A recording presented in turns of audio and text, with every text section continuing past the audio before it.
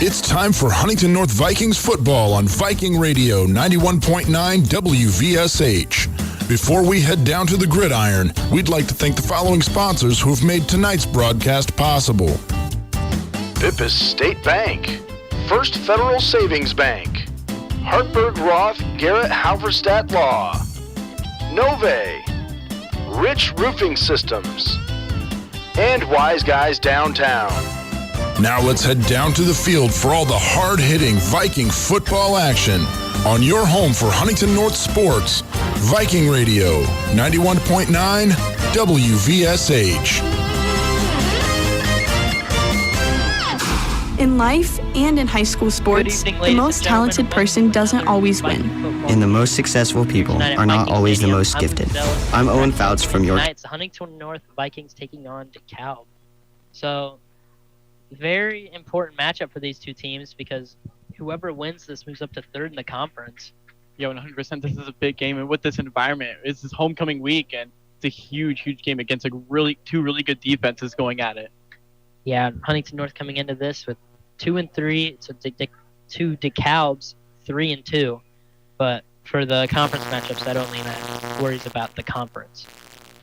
I mean, yeah, this defense has been incredible all year for DeKalb. I mean, they've only allowed 69 points all year against really good teams, even East Noble. I mean, we know their coach Ryan Robertson. There was East Noble's defensive coordinator last year coming in, now being DeKalb's head coach, and he almost kind of like shut them down. It was a close game, only lost by a touchdown, and he's got their team rolling. Yeah, Coach Robertson, 3-2. This is his first year with the team. Looked pretty good so far. There was a bit of a rough start for the team, but ever since those first two games, they've looked really good. And I think that starts with Eli McCormick, the senior quarterback. Threw 3 interceptions between those first two games, but since then has not thrown a pick. He's got 1,088 passing yards on the season with 56% completion rate. And as I said, 8 touchdowns to just 3 interceptions. Yeah, he's been on it ever since those first two games. Like you said, been really efficient, getting the ball out and throwing touchdowns. That's all you can really ask. And when it comes to this running game, it hasn't really been the best. I mean, the team's only averaging 4 yards per carry as kind of a team, and that all starts with Brady Kohler, who's averaging about 4 yards per carry on the season. But if they can get that going as well, and they can have kind of a balanced attack against Huntington North, I feel like the Cal could really start rolling. And I feel like it's going to be whoever gets the most stops in this game is going to win. Yeah, but also you got to mention that receiver duo of both seniors, Xavier Bell and Noah Spears. Both of them around the same amount of targets and yards. Xavier Bell leading just by a little bit, 27 receptions, 434 yards, and 4 touchdowns. And then Noah Spears, 21 receptions, 374 yards, and 4 touchdowns. So both of them pretty evenly carrying that receiving load. Both doing a pretty great job at that. Yeah, and that's going to be a job for James Linker and Max Double to see who's going to kind of shut them down and hopefully get a handle on them. I mean, Max Double and Jimmy Linker have been pretty incredible at the cornerback spots. I mean, Max Double 4 pass deflections this year at cornerback. He made some great plays against East Noble as well, even though with the big loss. And for Jimmy, 2 interceptions against Northrop, against one of the best receivers in all of Northeast Indiana. I mean, he's been playing great all year when it comes to that, and had 5 last year. So we're going to see what he can do tonight. Yeah, and I mean, I feel like this is a really big game for Linker because he's already had such a great season up until this point. And those receivers, honestly, are one of the shortest receiving plays we've seen because Xavier Bell listed as 5'10", and then Noah Spears 6 foot. So those are both pretty manageable. I mean, he's guarded guys who were 6'4", yeah, probably 6'2", around that range. And if he's able to pretty efficiently lock them up or defend them, I feel like this will be a pretty good game for him tonight. Yeah, 100%. I feel like the Vikings have to feel great going into this game. I went against Belmont last week, and they played a really good game. We'll kind of talk to you after this break. Yeah, we'll talk to you more about that after this interview with Coach Mike Eschbach. All right. Great win last week. What are some bright spots that you saw from last week?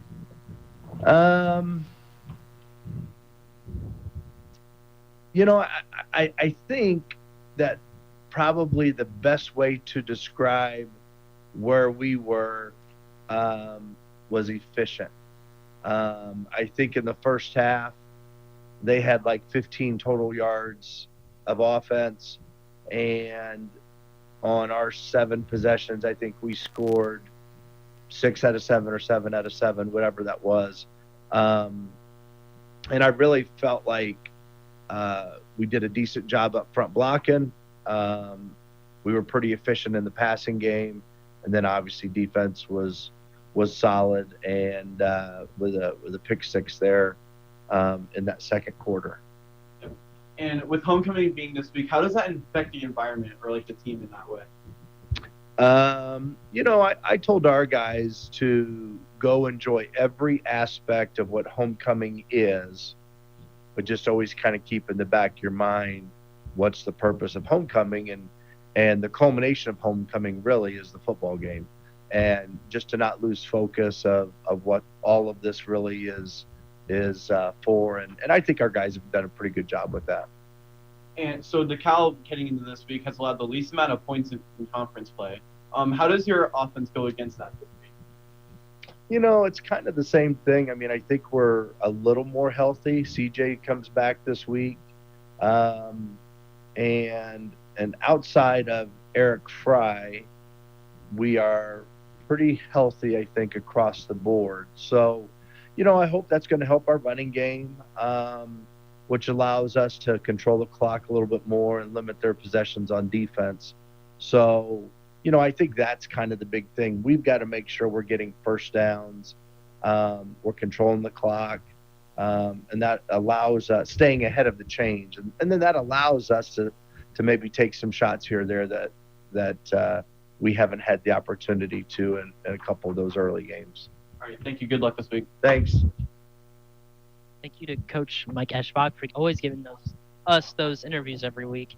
And I think we're just going to pick up right where we left off, talking about this Barons team. Yeah, talking about this Barons team, I mean, you talk about their defensive line. They only run a three-man front, but from what I hear, they get some really good defensive pressure. I mean, you said before the break, 25 TFLs combined as a team, close to that? Oh, yeah, 25 TFLs and 5 sacks on the season. And, I mean, for a three-man rush for the most part, that's pretty impressive. Yeah, that seems pretty dominant. So this Vikings offensive line is going to have to step up this weekend. We've got some injuries on that offensive line. Dominic Ward will not be in the game at right guard, something maybe injured through this past week. So it'll be Kyler Landrum sliding back to right guard, and Gage McClanahan, the starting defensive tackle, going in at right tackle. So we'll see how that adjusts. McClanahan pretty fast for defensive tackle and pretty strong. And I think he's going to be able to at least keep up with anybody who's really fast on that edge. Yeah, and going back to that Barons side, the one guy they're going to have to worry about is senior Austin Kirkpatrick. He has 4 of the 5 sacks for the Barons, as well as 1 extra TFL in season. 40 total tackles on this team, and then 1 pick as well.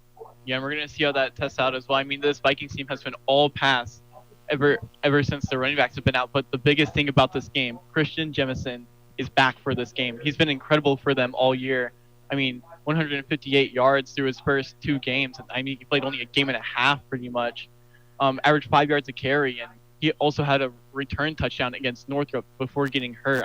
He's been incredible all year, and it's great for the Vikings to have him back this week.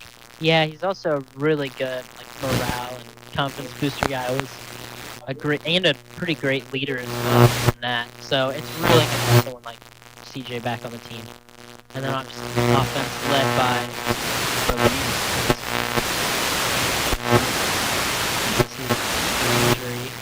but he's back now.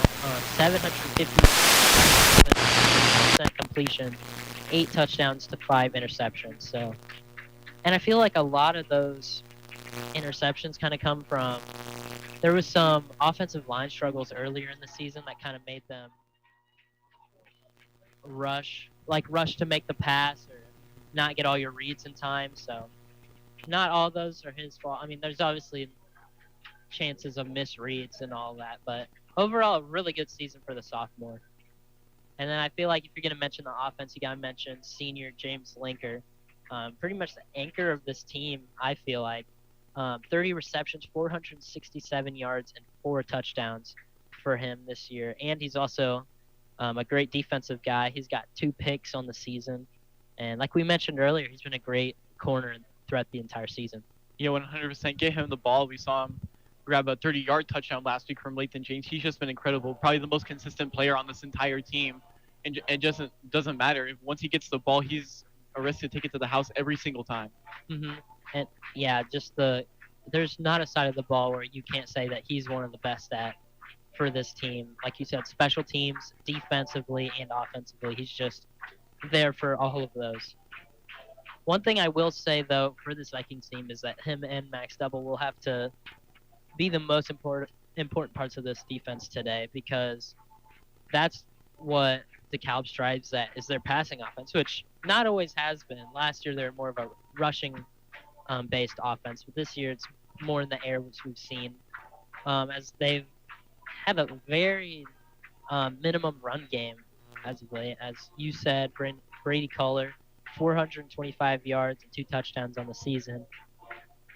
That's not really their priority. It's through the air, and if the Vikings can stop that, I feel like that's a very good way to victory for the Vikings. 100%. And speaking of some things that the Vikings need to do this win, I had it in my notes. I mean, consistent offense in the second half. We really haven't seen them in competitive games score in the second half.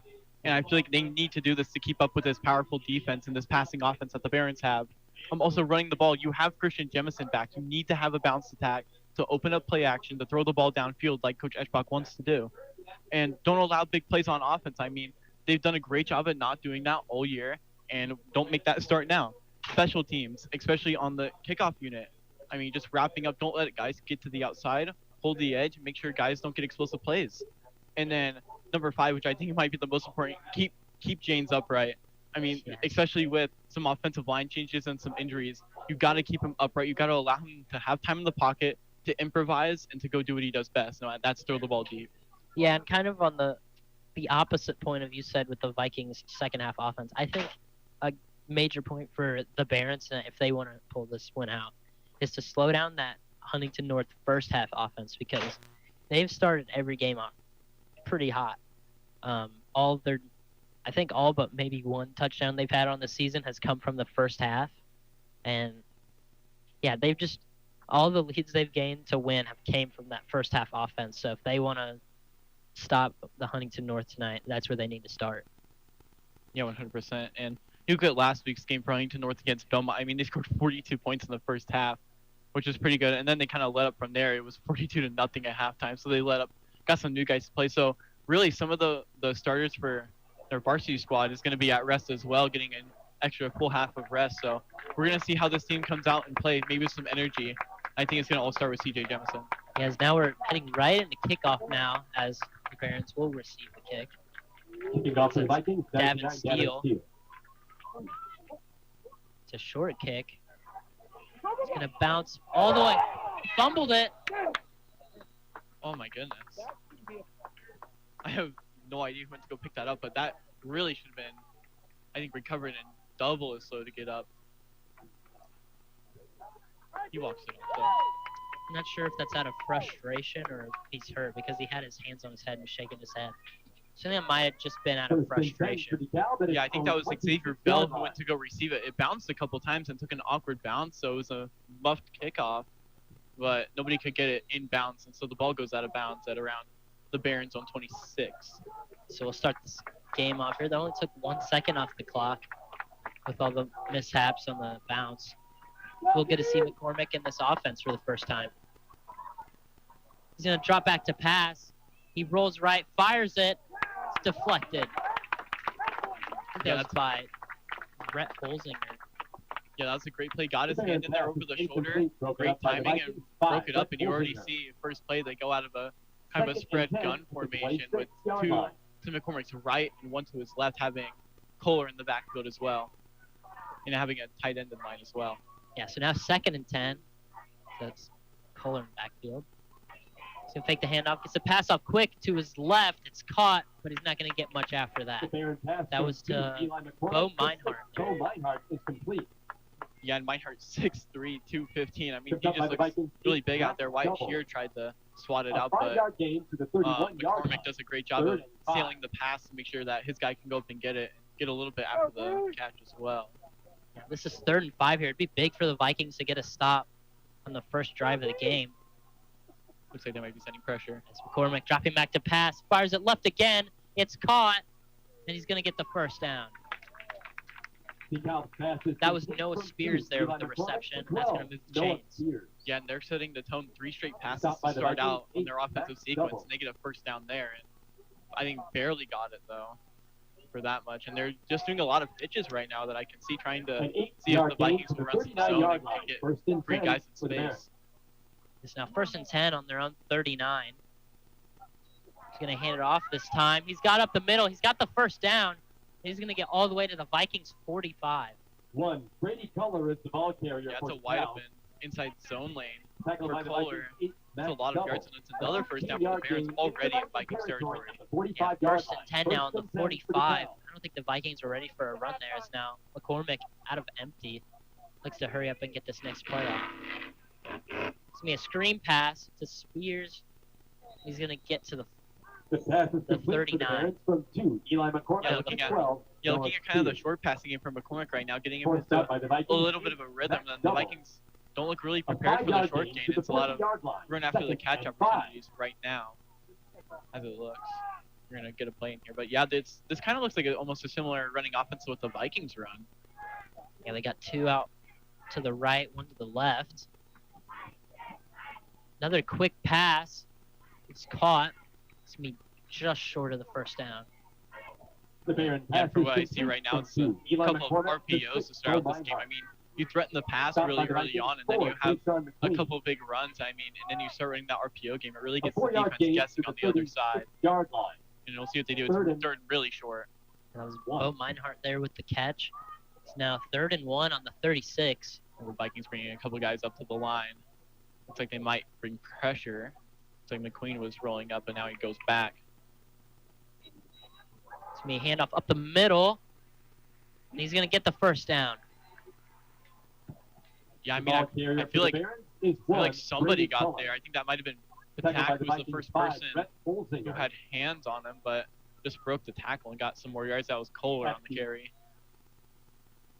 It's now 1st and 10 on the Vikings 33. So the Bears looking to strike early in this game. McCormick drops back to pass. It's caught. Touchdown, Barons. Xavier Bell there. Man, that's a big touchdown pass. I mean, a lot of the short gain allowed the Vikings to creep up more to the line, and that's exactly what they wanted. Linker gets burnt by Bell on the post route. It's a big touchdown to start up the Barons. Quick strike from them. Yeah, they're just looking to start this offense hot, just like I was talking about in the pregame. Maybe just to match that Vikings offense that we usually see do well in the first half.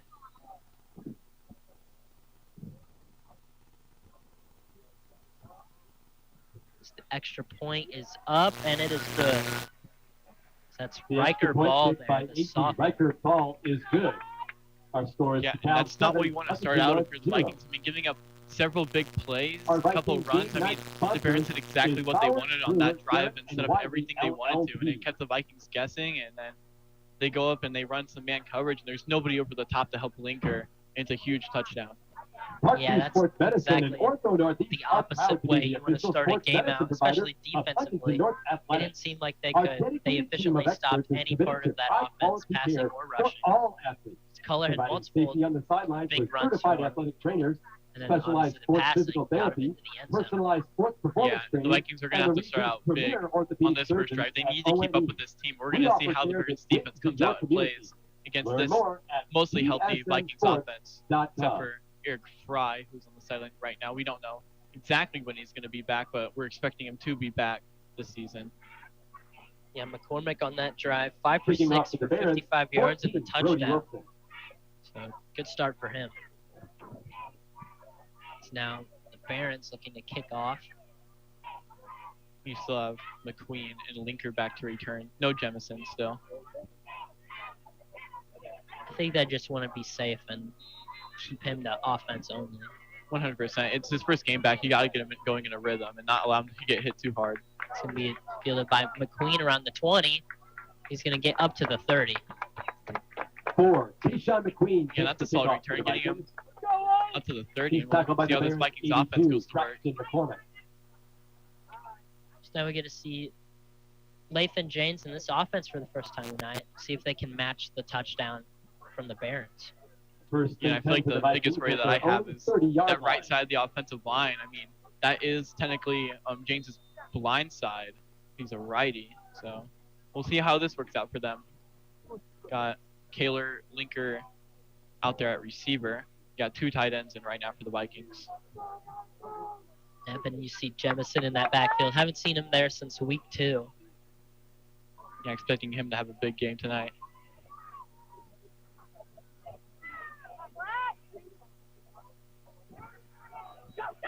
He's going to hand it off. He's up to the first down. Looks like he's pushing Wyatt Shearer forward all the way up. He's going to get the first down on the first play. I mean, that's like what you like to see, following the blocks, getting upfield. And that's exactly what you want to see if you're CJ. He was trying to get past the blocks, but he just wasn't able to. So he ended up pushing Wyatt Shearer all the way up for the first down. It's now 1st and 10 on the 41. There's a strong start from the returning Christian Jemison. Yeah, now you look at James maybe wanting to go empty now. No, even Jemison back in the backfield with them.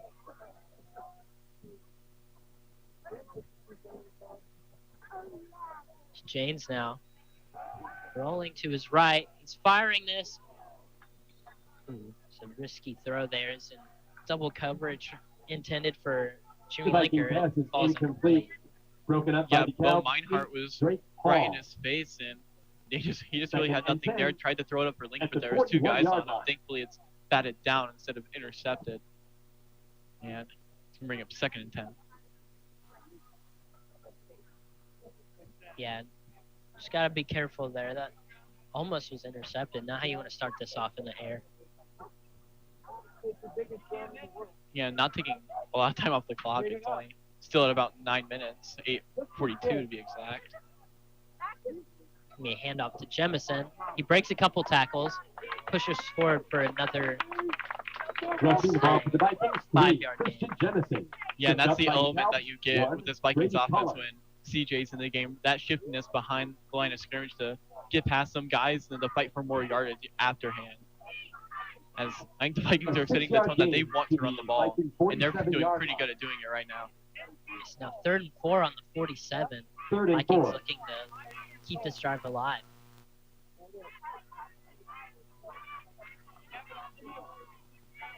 It's now Lathan.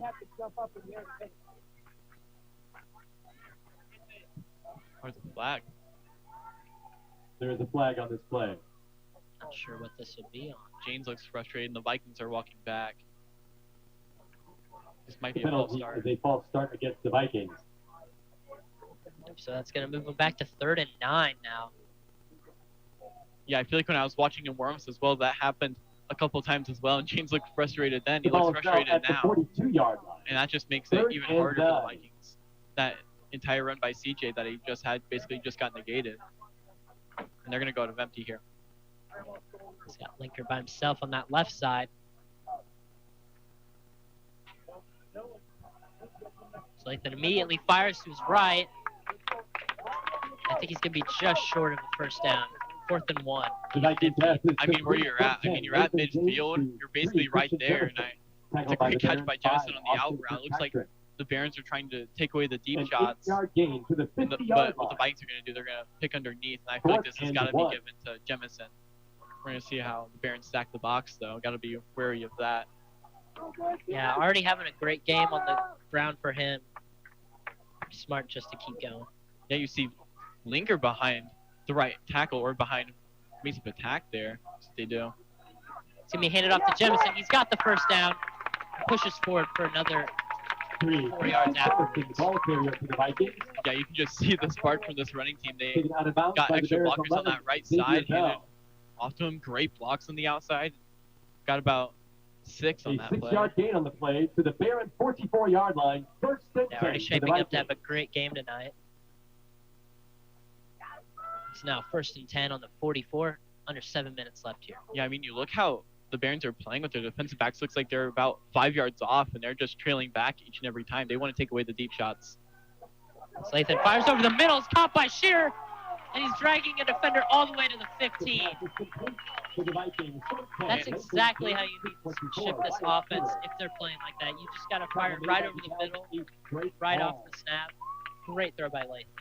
Yeah, they're playing some zone coverage. So it looks like some quarters to kind of take over the top, and James finds Shear right up the seam, and that's where he can be really deadly at. Being 6'3", over 200 pounds, I mean, it's a big body in there, and he's basically going to get it over anybody. Yeah, so now 1st and 10 at the 15. Now they're in the red zone.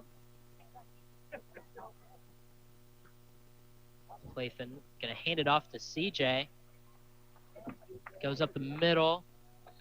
He's going to get a 5-yard gain here. Carrying the ball for the Another Vikings. great game for him. And that's exactly what they need. 5 yards every time from CJ is exactly what this offense needs. And that sets them up to do really anything on second down. I mean, with the run game the past couple of weeks, it's been not a lot of yards, and it basically forces the Vikings to pass, and the defense knows it's coming. But with this, you can kind of do whatever you want, and it opens up the playbook a whole lot more with him in. Yeah, now we see what they do here on 2nd and 5 at the 10.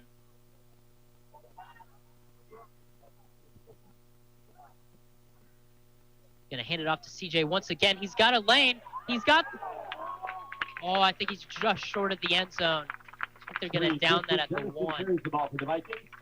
Yeah, so 1st and goal at the 1. I love this new look, what I'm seeing from the Vikings. They're putting James Linker behind one of the tackles, and then he kind of goes in an end-around motion before the ball is snapped. And I think they're just using him as eye candy for the defense, and they're just giving it to Jemison, and it's working really well right now. Yeah, so we'll see what they end up doing. Maybe just another handoff to Jemison.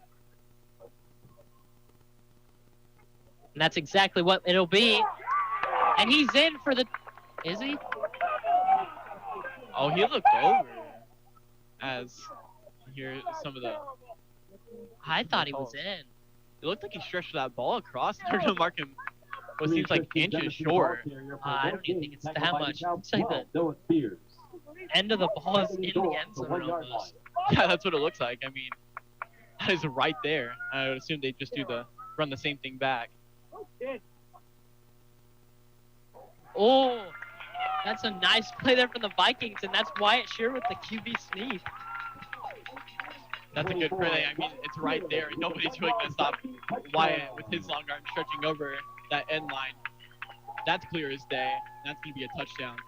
Yeah, I really like this offense. You really can never tell what's going to happen there. Right as it seemed like Latham was about to snap, Wyatt runs up to the center, takes a snap, and sneaks it in for the touchdown. That's his 2nd rushing touchdown of the season. Yeah, absolutely love that play. You have a guy as big as him. It's really nobody's going to bring him down on the first impact. So now Sink is good for the extra point. So that's going to put us at 7-7. That got me scared for a second. The ball was kind of put on the ground. James Linker had to set it back up, but Sink just absolutely booted that way longer than he needed to, but it was really impressive. And that's exactly how the Vikings offense was to start off. This might end up being a shootout. I could easily see that. Both these teams have great offenses. And, I mean, both have shown that they have great defenses as well, but I think the offenses might be a bit better.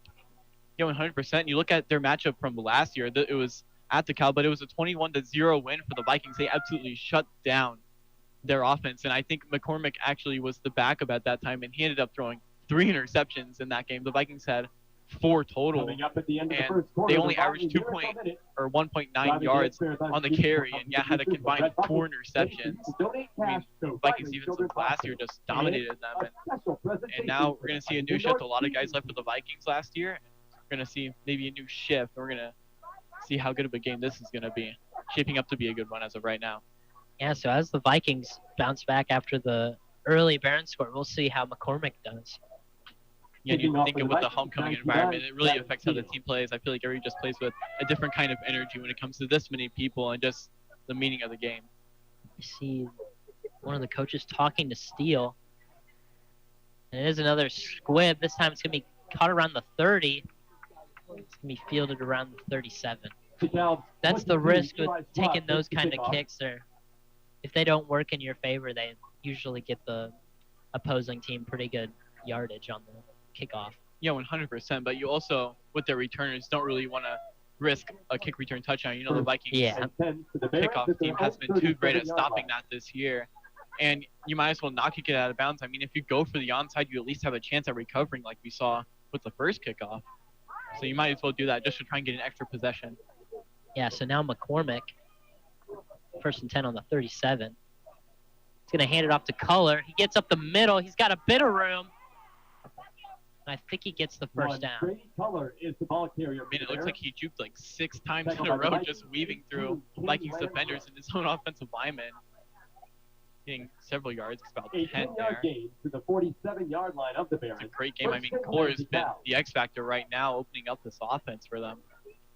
They really haven't leaned on that rushing attack very often, but it seems to be working pretty well for them tonight. So McCormick gets a pass off quickly, but don't think the route was right. The Barons pass is incomplete. Yeah, just didn't really have anything there. It's a smart play by McCormick. I think that was just a throwaway. I mean, it was in the area, so if nothing was really there, I mean, you might as well just throw it away, give your offense another shot at it. I think that was Meinhardt there with the target.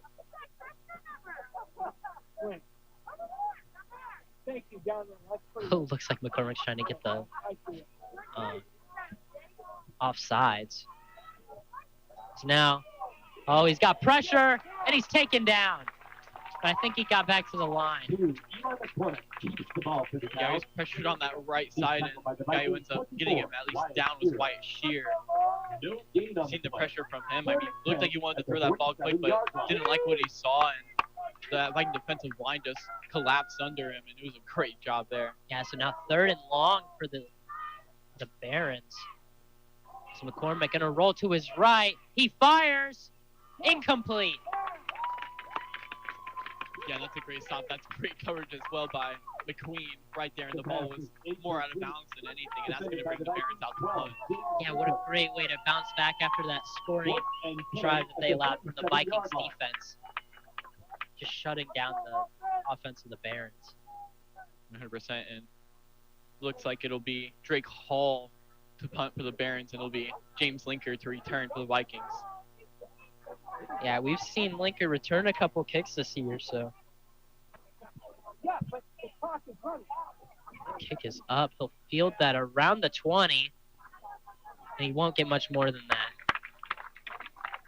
He stopped on the 25, it looks like.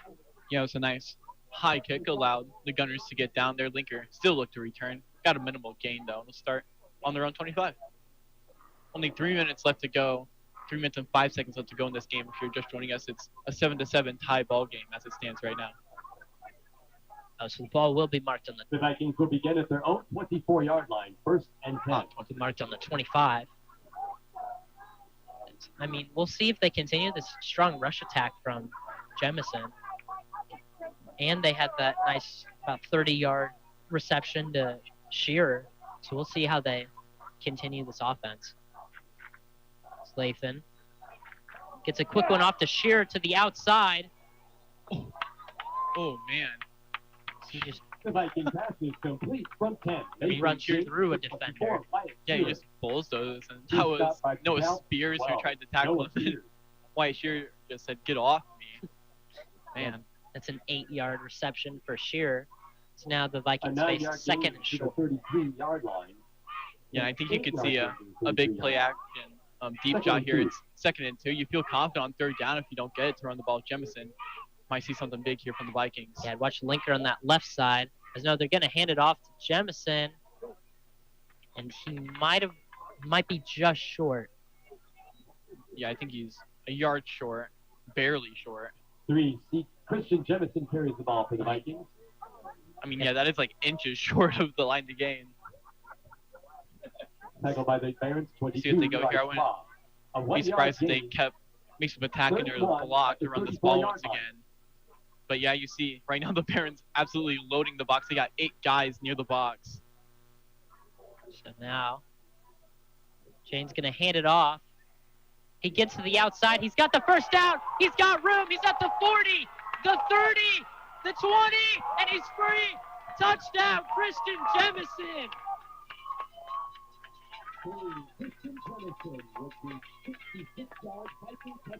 What a return for Christian Jemison so far tonight.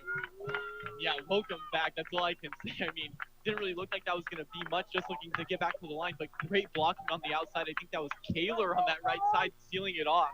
And it was just the speed of Jemison on the end of that play. Brady Kohler could not catch up to him. I mean, that's just one of the risks. Like you said, they completely filled the box with everyone on their defense, it seemed like. That's just a big risk that you have to take, is that outside run. As now the extra point is good, and that's a 14-7 lead for the Vikings. Man, it's got to feel good for him to be back to see cheer on the sideline. Just congratulating him. I mean, but he looks exhausted, though. Leaning over. Yeah, go ahead, get some water. But yeah, that's an absolutely amazing run. And you got to feel good if you're the Vikings offense. And especially getting a stop on that last drive on the Barons. If they can keep this up, it'll be a great day for them. Yeah, I agree. And I mean, already tonight, Jemison 7 carries for 98 yards and a touchdown in just the first quarter. I mean, if he keeps that up, we're about to see a historic game. I mean, he's kind of been telling us these past couple weeks, dude, just wait until I come back. I mean, you played amazing before them, and he's just showing him what he can do right now. It's been incredible. Yeah, there's 2:11 left in this first quarter. Vikings lead 14-7 as they're about to kick off one more time. Yeah, Jemison averaging 14 yards carry right now. Oh, man. Great game so far. Yeah, and that was a 66-yard touchdown run as well. I mean, that just looked like it wasn't going to do anything, and then just bounced to the outside and saw daylight. Once again, another kickoff. This one going all the way back to the 10. They have a great bounce on it. It's going to be taken down. I think it's at the Barons 24. Yeah, it looked like he might have had some room, but Holzinger grabbed onto the back of his jersey and was able to bring him down. Yeah, play on special. Ripped it completely. Yeah, at that point, you just don't want to let go, just hang on for the ride. So now we see this Barons offense, which was shut down by the Vikings last drive, so we'll see if they can bounce back here. Yeah, and I feel like if this Vikings defensive line can get through, it'll allow for those short throws to not be available, and as we saw in the last drive, McCormick kind of crumbled under that. See what they can do here. Looks like they're creeping somebody up to blitz. Fire the pass quickly. It's caught. And I think that's going to be a first down. Yeah, looked like double slipped, but Goodnight off his edge position just was able to get back and tackle him. It'll still be a first down, though, for the Barons. Yeah, Goodnight having a great season so far, leading the team in tackles coming into this game. Now the Bruins, or Barons, you're going to run it up the middle. He's got room. He's still on his feet. He breaks another tackle, and he's finally dragged down. By Goodnight again. Goodness. And his helmet comes off, so I think that means he's got to step off the field for a play, which will bring in number 50, Gage Joseph. You're just talking about that. No quit out of that kid. Man, it's an incredible play to just go back from your defensive line position, then run down Kohler, who bounced off and spun off several Vikings defenders. What a play by him. That was a big 29-yard gain by Kohler. It's going to be a very run-heavy game so far, as once again, a different running back this time. Not going to get as much of a gain as Kohler. That Xavier Vice carries the ball for DeKalb. Yeah, it looked like Xavier Vice there with the carry. 14, Mason Patak. The sophomore. A 3-yard gain to the 34-yard line. Looks like now, different formation. They're keeping both running backs in. Looks like Kohler's just as kind of a lead blocker almost. And they're going to fire a pass out quickly here. This time to Spears. It's going to be just short of the first down. Yeah, I feel like the Vikings feel a bit pressured by that last deep pass. They're kind of playing off a little bit on the wide receivers. It's just allowing them to get short gains on those hitches. Just going out 5 yards, turning back, and McCormick's doing a good job of finding them. And they just try and spin out and get some yards after the catch. It's a big third down. And they're going to hand it off to Kohler once again to punch this in. And he gets a lot more after contact once again. The Baron ball carrier is Brady Kohler. Kohler's just doing a great job at breaking tackles. The Vikings really don't have an answer for that right now. Just seems too explosive and powerful, getting through those gaps. doing a great job tonight. 5-yard gain to the 23-yard line. Yeah, First he's already for DeKalb. having a great game so far to match up with Christian Jemison, as this might be the last play of the first quarter. It's McCormick dropping back to pass. He fires on that left side. It's caught. And he's going to power in for the touchdown. The Baron pass is complete from 2. Eli McCormick. I mean, it's a great throw between a couple of Vikings defenders covering some other guys. That was Noah Spears getting into the end zone, fighting his way over the goal line. Yeah, he's already having a great game tonight. Not really sure the yardage on that play.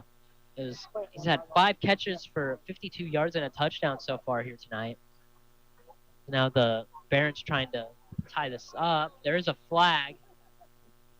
We might get the Barons for a false start. They will. The flag is for a false start. Extra point a little bit more difficult, but not too much.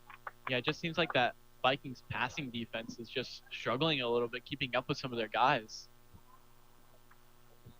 Yeah, this is one of the faster. That's the one thing I mentioned, that these were smaller receivers than we usually see, but they're a lot faster. Because now the extra point is up and it's good. So regardless of the false start penalty, it's still 14-14.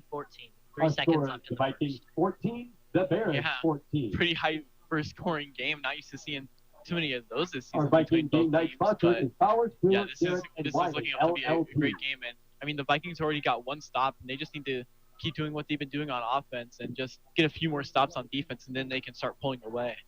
Yeah, and they also get the ball to start the second half, which is a very big factor in this. If they can just keep matching scores, that'll benefit them greatly. I mean, you talked about Fuller, 5 rushes for 68 yards in this game. I mean, he's doing pretty incredible. That longest one was a 30.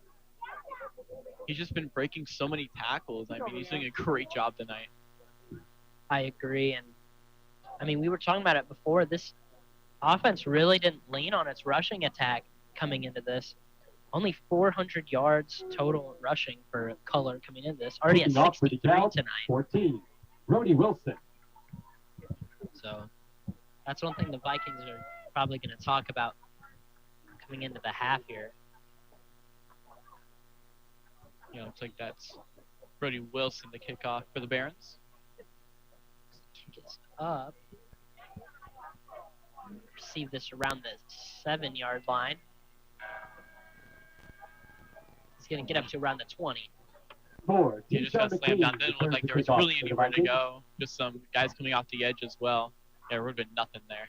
They have fixed an issue that we've kind of talked about before. Sometimes with the returns, it seems like they're kind of jogging up, waiting for that block to start, but now it seems like they're just sprinting forward to get as much yardage as possible. Yeah, with that will be the end of the first quarter. If you're just joining us, it'll be the start of the second quarter just in a moment, but it's a tie ball game still, 14-14 here at Viking Stadium.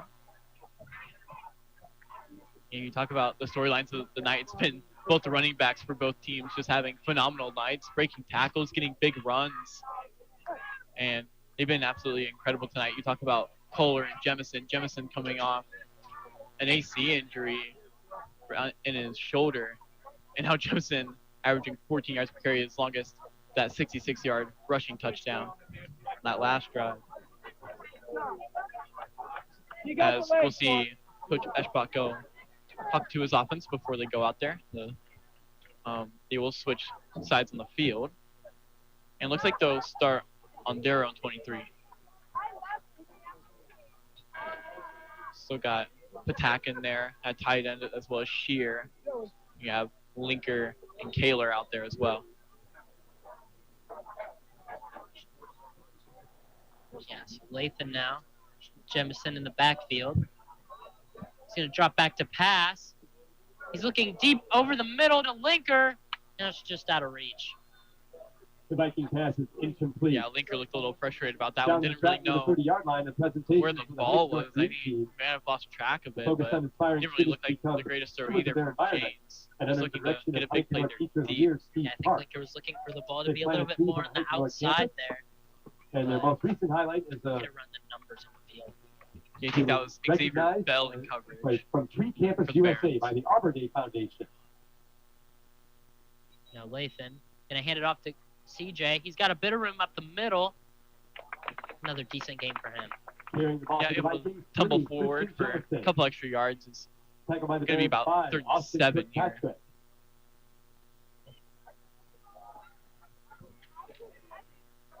And we're going to see what they go and do on this play. This has got to be a passing situation if you're the Vikings, but only have one receiver out wide, as you're going to have Linker set up behind Patak, the tight end, it looks like. At the 27-yard line. Look to discuss what they want to do. Looks like they audibled out. Only 10 seconds left on the play clock as well. And now they move Linker out wide to James. Gonna fake the handoff. Fires a quick one out to Linker. I think that's not able to hang on. Maybe he was. Did he hang on to it? Oh, I think he catch it. He did catch it. That's still gonna be short. That's 4th and 2. Yeah, no. Coach Eschbach's gonna have to make a decision here on what to do. 4-yard gain to the 31-yard line. I don't see them going for it. Yeah, they're gonna bring out the punt team. Yeah, too deep in their own territory to do it, and I think it's a smart play there to punt. So both teams have one stop on each, and that kind of gives up the advantage for the Vikings. Couldn't really get anything going. Yeah, it looked like a very similar drive to when the Barons were stopped. Is now Polar out to punt. Looks like a good one. It's gonna bounce around the 40. That was Ben Roth who touched it down. Yeah, so it's going to be spotted around the Barons 42. So now McCormick and this offense will come out. So far, pretty opposite offenses, at least scoring-wise. Both the Barons touchdowns coming from passing, the Vikings from rushing. So again, the green now we'll team see led the process how they look on this 4th drive of the game for them. They're the first high school. Yeah, if you're the Vikings, I feel like you need to send maybe a few more blitzes. I mean, they're looking to pass the ball, and, and their offensive line's mostly holding up. There was a one tackle on McCormick, but he got back to the line of scrimmage. We'll see what they go ahead and do here. You're going to hand it up the middle, but this time he's going to be stopped for a loss. Clearing the ball for the Barons. Brady Cullen. Oh, exactly. No Hoover on down. That might have been Kyler Landrum who was the first to get there, I think. Yeah, it's going to be a loss of 2. So now 2nd and 12 on the 40. So they're already about ready to start another play. Oh. I think they got Shear. Yeah, I think they got a couple on that hard count. Yeah, the Vikings already walking back. I think Shear knew it as well. So now the loss on that last play is going to be taken away, plus a couple extra added on. So now 2nd and 7. Yeah, and simple mistakes like that, so you don't like to see that. 2nd and 7. Now McCormick with a quick pass out to that left side. Ooh. Incomplete. The Barons pass is incomplete. Looks like be careful there. That was almost a backwards throw, meaning it would be a live ball on the ground. Yeah, looks like a screen to Xavier Bell, and you see this crowd hyping up. There's a lot of people here, man, for homecoming. Yeah, you usually see that, but I think this year there's even more. I don't see an empty seat anywhere. Yeah, you even see people lining up by the gate as well. Oh. Yeah, Shearer got a hold of the face mask, and he's going to get the first down. 2. Maybe not. The ball for the Barons. He's going to be 4th and 1, but it's going to be 15 yards added on because of the face mask from Shearer. I mean, Shearer had him, but it's just another mistake by Shearer on this drive. First the offsides, and now the uncharacteristically grabbing the face mask. And that's going to immediately give the Barons a first down. The penalty is a personal foul. Push the Vikings pretty far into, or push the Barons pretty far into Vikings territory. I mean, you're in the perfect position there to get a stop. And I mean, if he just goes a bit lower to the waist, I mean, it's a perfect sack, and it would have gotten them off the field. But instead, they're going to have the ball in Vikings territory with a fresh set of downs. Yeah, another play where a penalty kind of just gave up what would have been a big stop for this DeKalb at the Vikings 34-yard line. Now McCormick is going to hand it off to Color once again, and once again it's going to be stopped.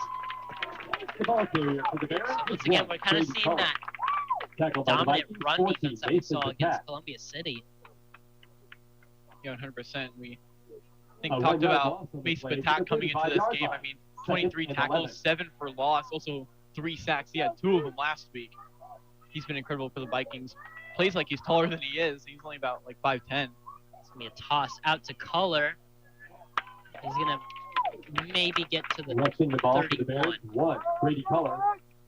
You see double there at his corner spot. Nice job diving at the leg, so he's getting him off balance. Double. And now you're in another situation here. If you're the Vikings, it's 3rd and 6, and this is a spot where you have to stop them here. A sack would be huge. Yeah, just don't want to see another one of those costly penalties that we've seen on these past couple big defensive plays. You see trips to McCormick's left. Watch out for screen there, maybe. Play clock down to 5. Yeah, they got to get this off. It's a delay of game. Yep, they blew it. Yeah, I don't know if McCormick realized what the time was on the clock, and that's going to back him up even more. Yeah, I think they were just coming out there. It seemed like their main goal was to get that offsides penalty, and as soon as they did the hard count and didn't get it, McCormick looked back at the Barons sideline as if he didn't know what the actual play was. Yeah, now it's going to end up being 3rd and long this time, and this is a spot where you almost have to pass the ball. I mean, I don't know if you'd really punt this territory, so we'll see what they do, though. Yeah, this is pretty much 4th down territory. As McCormick dropping back to pass. He's got pressure. He's hit while he throws, but it's complete. And the 1st down. Great job by McCormick there.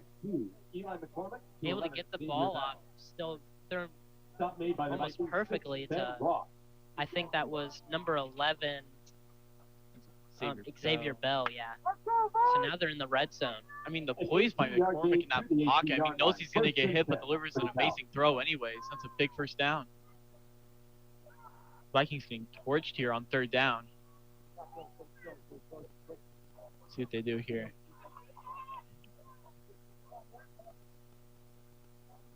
He's going to hand it off to Color once again. He's going to get stopped. I don't know why they weren't blowing that dead a lot sooner. Yo, they used down the last 2 seconds, but I think probably gain a 5. Stop made by the Vikings. No, 27. It's a gain of like 2. Huh, for some reason, like farther than that. I don't know why. A 2-yard gain to the 16-yard line, 2nd and 8. Looks like the Vikings might be bringing pressure from their linebackers. This is interesting. It seems like they go for the hard count, catch them off sides, and then go for their play. So now dropping back to pass. It's fired! Incomplete. That was Bell wide open in the end zone. Pass is incomplete. Yeah, I think Linker might have thought that play had been over. It didn't play to the whistle, and man, that was real close. Just thrown up for grabs. That's a very lucky play there for the Vikings. That easily could have given the Barons the lead. Yeah, and you talk about hard count. I mean, hard count's used for several things. Offsides is one of them, but if you get a hard count, you can also see who's blitzing on the other side, and it can allow you to make offensive protection changes and know where to get the ball out in space. McCormick looking to his right, or down the middle, it's fired and caught. So that's going to move him inside or onto the 5, so 1st and goal. Yeah, Connor Schmidt on the catch. He looks kind of wobbling as well. I mean, McQueen made a great tackle, I feel like. Thought he could have charged it loose. It's perfectly timed, but now it's 1st and goal. McCormick rolling to his right. He fires! Incomplete. Almost looked like he was going for a jump ball there to Spears and just out of reach. Yeah, I mean, it's a smart play there. I mean, it's either your 6'3" tight end gets it or nobody gets it. It's pretty much there. You just throw it up high, and if it goes out of the back of the end zone, at least gives your team another play at it. 6.5 minutes left here in the 1st half. Score is 14 all, as it is 2nd and goal on the 5 for the Barons. Some motion. Cormick gets a pass off quickly, once again out of reach. Looked like they were going to fake the sweep to Schmidt, and then he ran back out for the Baron pass is incomplete towards the end zone, but it was just out of reach. 5-yard line. Yeah, kind of almost looked like a wham concept, him going in, maybe being a lead blocker on a run, but instead turns back out into the flat. It's a little bit overthrown by McCormick. It's a big third down here. Be huge if the Vikings could get a turnover in this spot. Looks like they got 2 tight ends out there. See if they run this ball, possibly. McCormick rolling out, looking to his left. It's caught. Touchdown, Barons. The Barons pass It was Color out of the end zone with the receiving touchdown. Touchdown.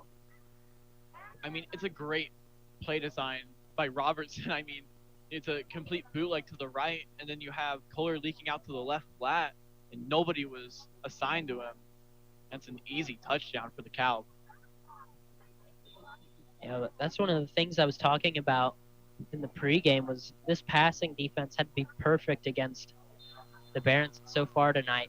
3 receiving touchdowns for the Barons. The kicker, 18. Yeah, I mean, McCormick has played very, very well. I mean, we talked about how good he's been for the past couple weeks. I mean, he's 11 for 15 right now, 120 yards and 3 touchdowns through the air. Game night sponsor is Bowers Brewer. You know, we talked about how these corners in double and Linker need to step up, and the linebackers or the safeties who are covering him as well, but they've really, really struggled tonight. Reunion this weekend. Welcome back, class of I feel like that last play, though, was just a really good design. I feel like everybody shifted over to the right when it was all, anyways, back to the left. Great play design, and the Vikings going to be down by a touchdown here. Yeah, it would be huge for the Vikings. The perfect drive for the Vikings here would be to run down the clock to give the Barons little to no time left to score, tie it up, and then take the lead in the second half. Kicking off for and they've gotten the Barons several third downs on the last drive, but it was penalties by White Shear. I mean, different coverage busts, not getting wraps. I mean, the face mask, the offsides. You can name so many things, but they had them where they wanted. They just couldn't finish it out when it came to third down. Yeah, so very close to multiple stops there, just not able to capitalize. As now, it's Wilson once again to kick off for the Barons. This kick is up. It's going to be fielded around the 15 by McQueen. He gets up to the 30, breaks a tackle. He's up to the 40, finally taken down. Just outside the 45. Yeah, great return by McQueen there. Goes on that left sideline, gets a little bit of room, and turns it to their own 42. 43 maybe. See how they mark it. Yeah, that was a great return by McQueen. It seems like they are purposely going towards McQueen every time, just trying to make sure Linker doesn't get a chance to return another one. Yeah, see, nobody lined up on that right side at receiver for the Vikings. You see what they go with here. Lathan gonna hand it off to Jemison. He's gonna spin forward for about a 5-yard gain. The ball carrier for the Vikings is you gotta admit that right side of the line has looked really good when it comes to blocking. We talked about Clannon being in there at left tackle, or at right tackle. He's been doing a pretty good job on that right side. The 47-yard line of the Vikings. Jemison already passed the 100-yard mark in rushing for this game tonight. Great game for him so far. Yeah, have him back in the pistol this time. Yeah. 5.5 minutes left in this first half. James looking to pass. It's caught by Shear. He's got the first down plus a bit more. He's going to be taken down inside the 35. Man, seen a little bit of shiftiness from Shear there on that play. Looked like he went and juked out Drake Hall. Got some yards after the catch. I mean, nobody followed him out to the flat. Completely wide open. I feel like this is the most involved we've seen Shear so far this year in the passing game, as they've gone towards a lot more of the deep balls this year so far. But now with how deep those safeties are playing, it seem to be going more towards the quick routes from Shear. And you're seeing there's 4 guys out there. I mean, usually they're going to be quarters or cover 2 man on that top end. Now James with the high snap, going to have to keep it for himself. He's taken down, but I think the Vikings are happy to still have the ball. Yeah, that's a high snap. I mean, James isn't the biggest guy, only about 5'10", 5'11". Barely able to get his hands on that ball. You know, lost a couple.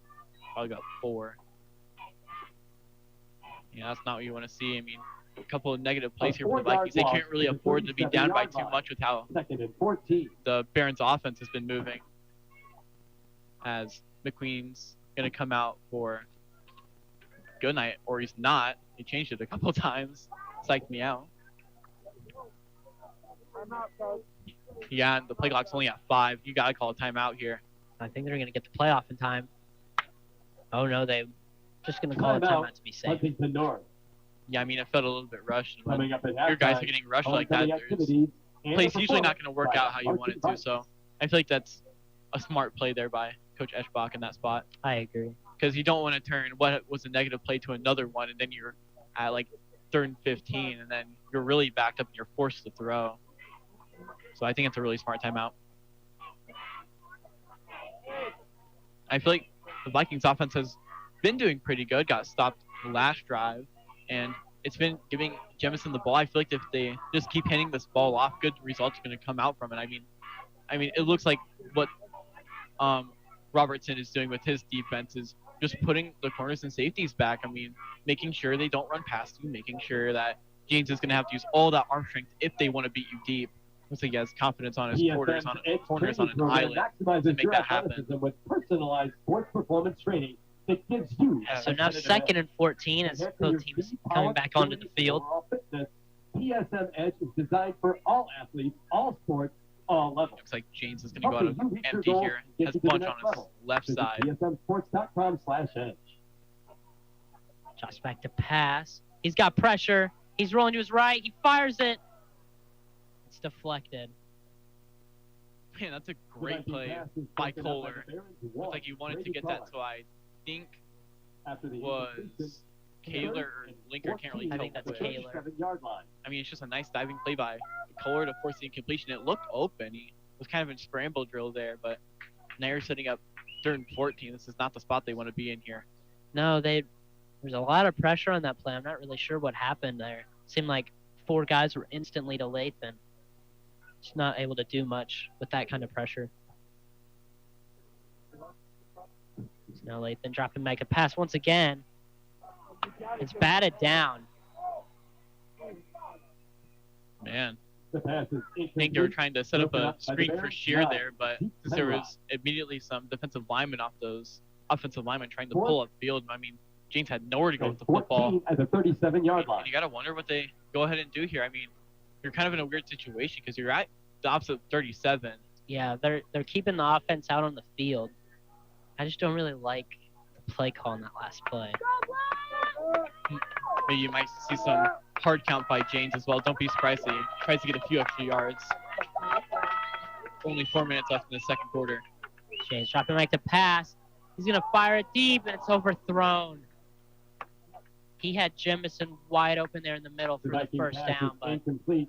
DeKalb will take it's going to be a turnover on downs. 7-yard line. I mean, it's just sailed by James. I mean, Jemison leaking out of the backfield, getting some good space, finding the right space, and it's just sailed.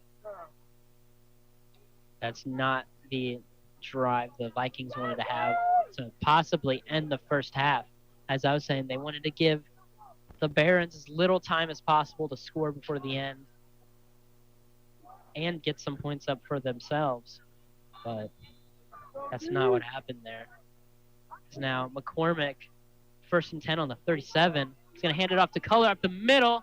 He's got a bit of room. He's at the 50, taken down at the Vikings 43. One, Brady Kohler. I mean, the lanes just feel wide open up the middle on the inside zone, and nobody can bring him down either. It allows some big gains. This Vikings defense needs to create a turnover. That's another big game for him. As I'm sure that moves him past the 100 yards mark. 20-yard gain on the play. 1st and 10 for DeKalb. Both running backs really cooking for each team. Now, going to be a handoff. Not to Kohler, but that time it was to Xavier Weiss. 15, Xavier Weiss. That's going to be a gain of 5 or 6 there. Tackle made by the Vikings, 66, Gage Clannon. Yeah, I mean, it feels like they're getting really good holds at the middle. It means a credit to the Barons' offensive line creating those lanes for those 2 guys to run through. I mean, another handoff here. He's got open space. He's at the 20, the 10. Touchdown, Barons. Xavier Weiss there. 15, Xavier Weiss with a 38-yard Barron touchdown. I mean, he just got through the lane, and then McQueen was the last guy to beat, and he just didn't take the greatest angle, and Weiss was able to run right around him to the outside and just walks him for the touchdown. So the Vikings are going to be down by 2 scores here. Not ideal at all. No, and I mean, for an offense that really hasn't leaned on the rush much throughout the year, this Vikings defense really letting them run all over the place. Because now it's 28-14. The extra point kick by the Barons, 18. Riker ball is good. Our score is DeKalb 28. I mean, 3 minutes left to go in the second half, and I mean, it's not completely like out of the question. I mean, the Vikings can go ahead and tie up this game. You said they get ball to start the third quarter. I mean, you go ahead and you score on this drive, get the ball back, go down and score, and then all of a sudden it's a tie ball game once again. Yeah, it's just I feel like this all could have been avoided if there was that completion on the fourth down there. That was crucial. It's about building a stronger version of you. Our team of experts Vikings, however, still have 2 timeouts and plenty of time left to work with. You healthy and back in action safely. We don't I feel like it's so easy for people sometimes to put blame on one player, but at the end of the day, it's a team sport, and there's several things that go into account with the team winning or losing. It can go on really anybody. No, yeah, the defense as well. I had that one really good stop there, but other than that, the rushing attack from the Barons really seems to catch the Vikings off guard. Kicking off for DeKalb, 14, Brody Wilson. If you notice, our pit right now for the Vikings is a frat theme, so everybody's in their desired clothes for that theme. Has some player heads in there as well. And the kick is up. Once again, caught by McQueen. He's going to get taken down around the 20. For Tayshawn McQueen takes the kickoff for the Vikings. Yeah, Stopped by the Barons, 11, Xavier Bell. The stand stood up, maybe wanting some sort of flag. I don't know what for exactly. But. Yeah, it really seems like this. It really seems like Brody Wilson there is intentionally kicking it towards McQueen, haven't given Linker a chance yet to return. Probably a smart move. Yeah, I wouldn't want to kick it over Jimmy either, to be completely honest with you. But we're going to start on the right hash here, just on their own 22. They need a big play here. They need something to spark their offense. And see how deep the Barons' corners and safeties are playing, giving the Vikings at least 5 yards of room. So once again, dropping back to pass. He's got pressure. He's going to be taken down for the sack. I mean, James wants to go deep, but he doesn't have the time to throw it deep. I mean, there's immediately guys in his space, and there's really no chance to get a big play if your guys are getting beat on the offensive line like that. It's going to be a huge loss. Yeah, second and 18 now, not how you want to start a drive. Second and 18. Yeah, like you said, James so used to going deep and just looking for that deep ball, but with how deep the safeties and corners are playing, that's just not an option right now. Need something big here. James handing it off to Jemison. He's got a bit of room. Not going to make it back up to the 10. Carrying the ball for the Vikings. Yeah, maybe got 6 on that play. Just not really what you wanted. And I think the Barons called a timeout. Yeah, they're going to try to get the ball back one more time before this half ends, just to really cement their lead. I mean, yeah, you go in with this Barons defense. I mean, not only are they playing guys back, but they're getting pressure with only 3 or 4 guys. Timeout, and then plus with James not having any time to throw, it really just negates the possibility of going deep. So that can really allow their front seven to really eat and then focus on the run as well. They're kind of figuring out what the Vikings are going to do, and they really adjusted throughout the second half of this first half. Yeah, they're going to put a couple more seconds back on the clock. It's going to be back to 2 minutes and 3 seconds. I mean, what does the Vikings even do here? I mean, it's third pretty long to go. Probably it's going to be third and 14. A 5-yard gain to the 19-yard They need something line. here. I don't know who's going to be to, but who would you go to here if you're the Vikings? I mean, in a normal game, I would say Linker on the sideline as we usually see, but as of tonight, I feel like the safest option would be me to rerun that play that they had earlier where Jemison was wide open down the middle of the field, or just one of those quick passes to Shearer like we saw from earlier, but just really hard. As James dropping back to pass, and there's a flag. Oh, they're going to get a false start, I think. They pointed to that other side, so I don't really know what's going on, but The penalty is a James false looks start frustrated. against the Vikings. You're going to move him back even more. I think he was pointing at Kaler there for the false start. The ball is at the 14-yard Yeah, I mean, that side judge is right there. He's going to notice Third and it. 18. He has a false start. And that makes it even worse for the Vikings. Now third and 19. Yeah, an even worse spot to be in.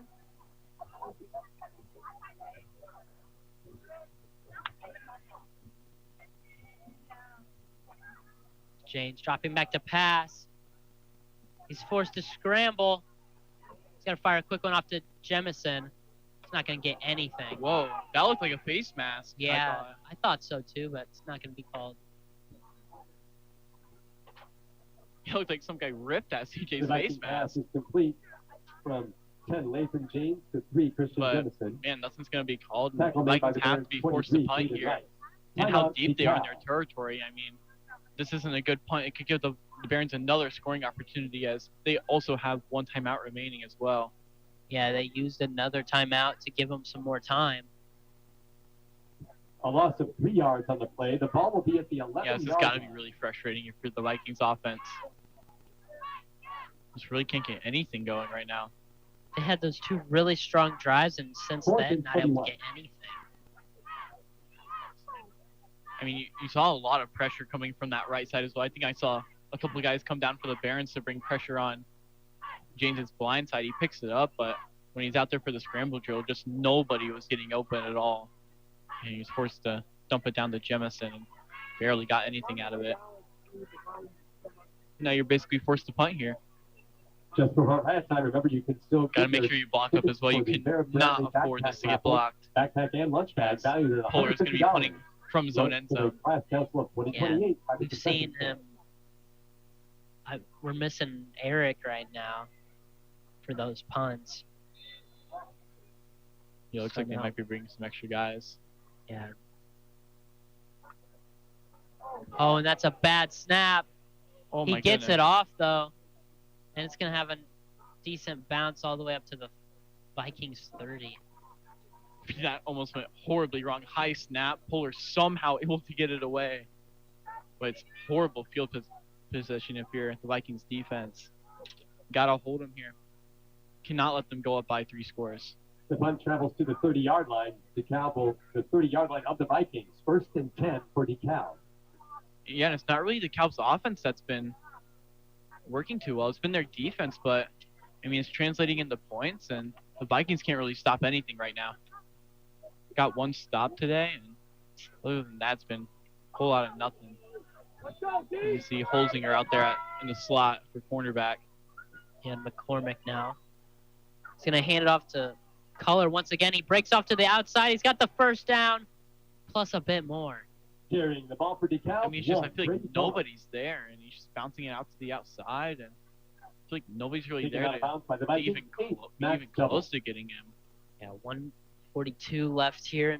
Or no, the clock is an 11-yard gain to the 19-yard line. About a minute and a half left in this first half. As DeKalb now inside the red zone. McCormick gonna hand it off again. This time a gain of only 2 or 3. Looked like he was rushing the ball for the slammed down there by Kyler Landrum. Tackled by the Vikings, 61, Kyler Landrum. So now 2nd and 8 on the 19. 2nd and 8 at the 17. So he's going to be looking there. Yep. It's like McCormick's going to go out of empty here. Watch out for those seam balls maybe. Now McCormick dropping back to pass. He fires to the end zone. Incomplete. Yeah, that's exactly what that was actually. The Just guys running some skinny crosses trying to get up into the end zone. Not a very accurate throw though. 3rd and 8. It's going to be 3rd and 8. Vikings got to get a stop here. Yeah, there's still just barely under a minute left in this first half. feel like it's got to be Shear who makes a play here. Got to get explosive off the edge. Make sure McCormick does not have time to throw this ball. Looks like the Vikings are playing 3 deep. Now they're rotating to 2. McCormick. Driving back to pass. He's looking end zone. Touchdown. Yeah. Is there a flag? There is a flag around the line of scrimmage. Yeah, I think there's going to be an eligible man downfield. There was a guy working up several yards past. You can go 2 yards up, but you can't go any more than that. I think there was also a push off as well, but it won't end up mattering. Yeah, it's going to move back. I feel like Double's in good position, just kind of got a hand on him and pushed him out. But it'll still be 3rd down. The touchdown will not count. I think they're getting their play call in here. Nah, I think will be a 5-yard penalty. Yeah, I think they'll go with the ineligible man downfield there. Yeah, Vikings kind of got caught a break there. I don't know, though. I feel like they could have gotten an even better penalty there on the offensive pass interference, but... Yeah, got to watch that outside. It's a mismatch against Double. Now, dropping back to pass. McCormick fires. It's caught. He's going to be short of the 1st down. Once again there, that was Xavier Bell. The reception. Now 4th and 2. Xavier Bell. Yeah, I mean, he's right there in space. If you're this defensive line, you cannot jump off sides here. Watch out for the hard count. Yeah, there it was. Now they're going to see what they want to do here. They have plenty of time on the clock. It's a big play if you're the Vikings. You need to get this stop here. McCormick drops back to pass. He's got pressure. He fires. Knocked down. Yeah, the defensive line getting crowd around McCormick. It was Ben Roth who got out there. I think that might have been Holzinger, actually. My bad. And he only got 10 seconds, but that's still a great stop. He alleged not to go for the field goal. Yeah, I don't think this isn't gonna give the Vikings probably enough time to score unless they get one big play here. Yeah, it doesn't seem very likely. They got Braxton McCormick actually back there, kind of to be one big deep safety to make sure nothing gets behind him. 1st and 10 for the Vikings. Yeah, we'll see what they end up doing here. I could just see maybe a run to Jemison. Maybe he gets outside, gets some space, but I mean, that's what seemed to be working the most efficiently. And they do bring in an extra guy on the line, and Walker Goodnight. Yeah, now they're going to creep up to the line after they see that. Well, he's just going to kneel this and call it a half.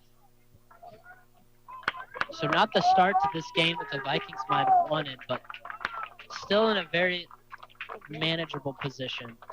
Definitely not out of question so far. Yeah, and they do get the ball at half, so we'll see what happens. At halftime, the Vikings trail the DeKalb Barons by a score of 28-14. If you're watching on YouTube, you'll see the Huntington North Marching Vikes halftime performance. But on the radio, you'll hear this week's episode of Commissioner's Corner with IHSAA Commissioner Paul Neidig. Either way, we'll be back. You're listening to Huntington North Viking Radio, 91.9 WPSH, brought to you by Rich Roofing Systems and Wise Guys Downtown. It's time for the Commissioner's Corner, an exclusive weekly conversation about Indiana high school sports.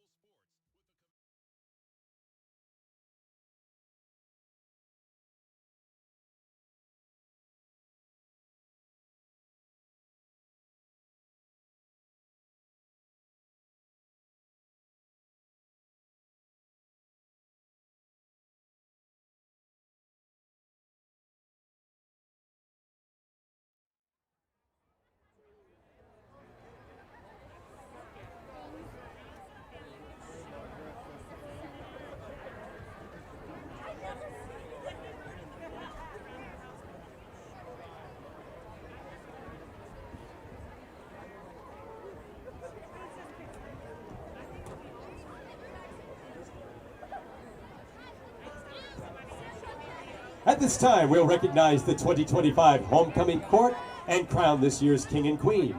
Representing the freshman class, Ella Perkins and Gavin Spencer. Ella is the daughter of Adrian and Bettelyn Miller. She's a member of the Junior National Honor Society, Huntington North Show Choir, Theater, and Student Council. She's escorted by Gavin Spencer. Gavin is the son of Angie and Tom Spencer. Gavin plays on the Huntington North volleyball team and is a member of the HNHS Show Choir.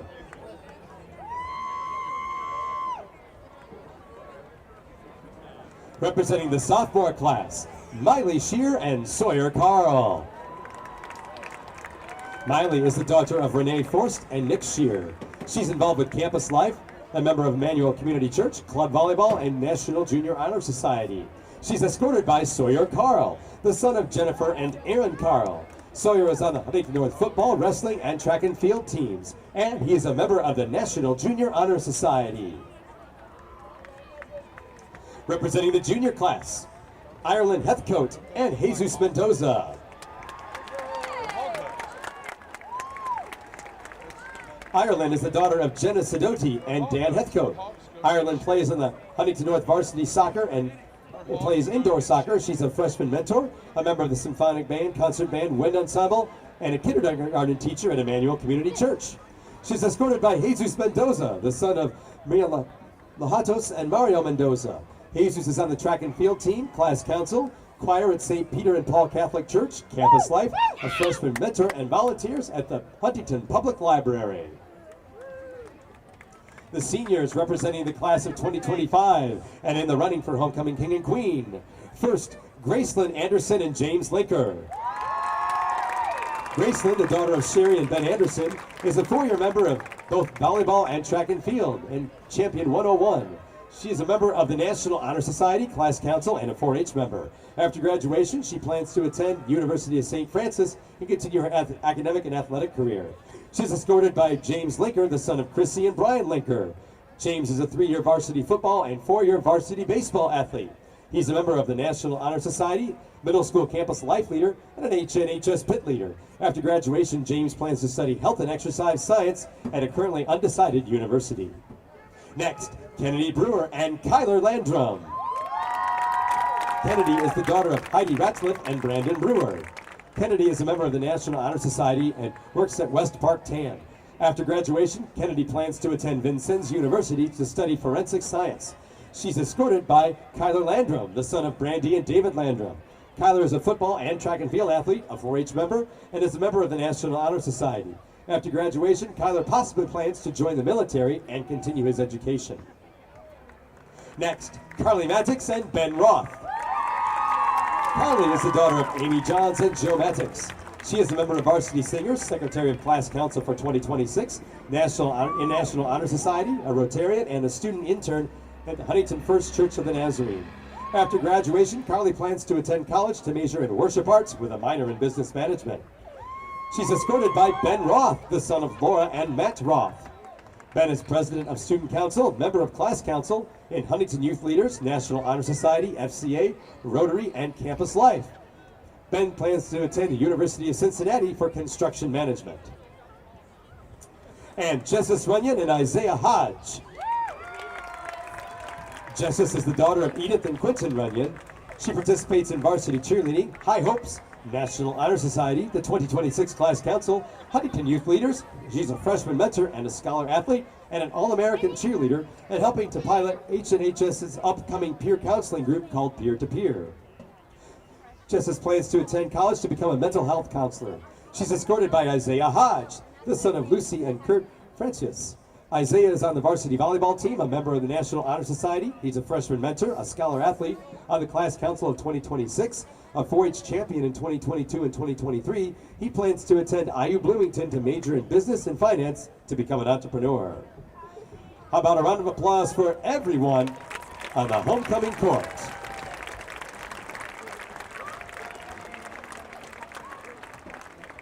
Presenting the crowns and sashes are the 2024 Kings and Queens, Marcus Laker and Gabby Betterly. And now, your 2025 homecoming king is James Linker.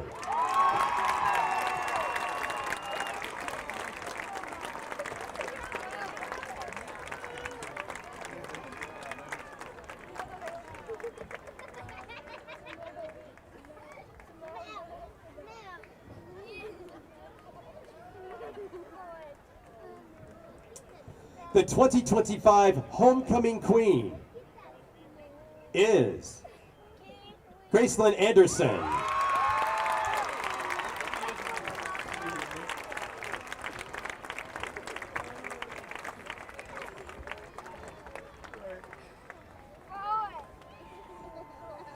We also want to announce our winners from the 2025 Homecoming Parade.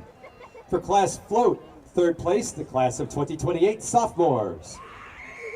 Second place, the class of 2026 seniors. And first place, the class of 2027 juniors.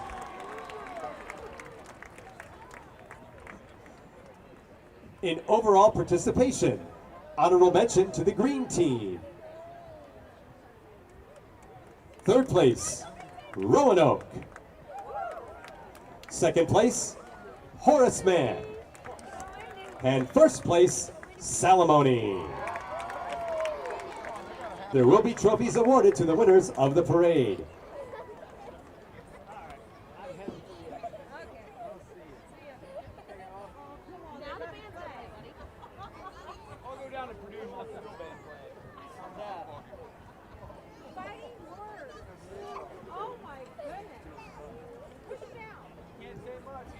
Now, please welcome to the field your Huntington North Marching Vikes. The Vikes are under the direction of Michael Pettick and Alexander Walters. The drum majors are Isaiah Carter, Hadley Parsons, and Kristen Plasterer. Tonight, they will be performing their 2025 competition program titled The Colors of Creativity. Tomorrow, Huntington North will host a marching band invitational right here at the Multi-Purpose Stadium. Several local high school bands coming to the competition. Tickets are $10 a piece. So come to Huntington North for lots of great marching band music tomorrow as Huntington North hosts a marching band competition.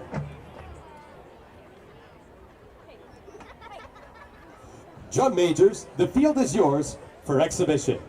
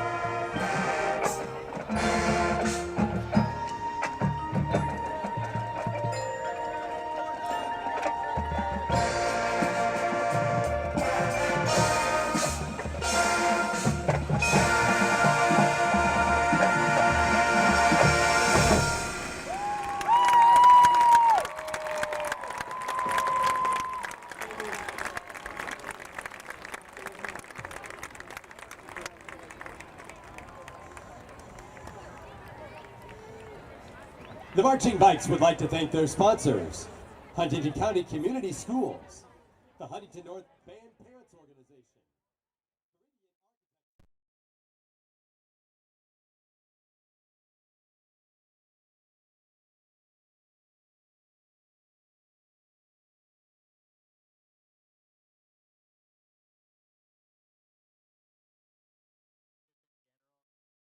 When you don't build that connection with the other offensive linemen, it's so hard to stop such a dominant pass rush. 100%. Injuries have been the story of the season for the Vikings. I feel like, I mean, you see it on the sideline, Ethan Johnson's out with that ACL tear. I mean, Eric Fry's not in. I mean, we haven't barely seen Charlie Close all year because of his shoulder.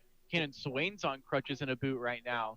I mean, there's just so many guys, and now Dominic Ward. I mean, you're seeing so many juniors in particular for whatever reason getting hurt.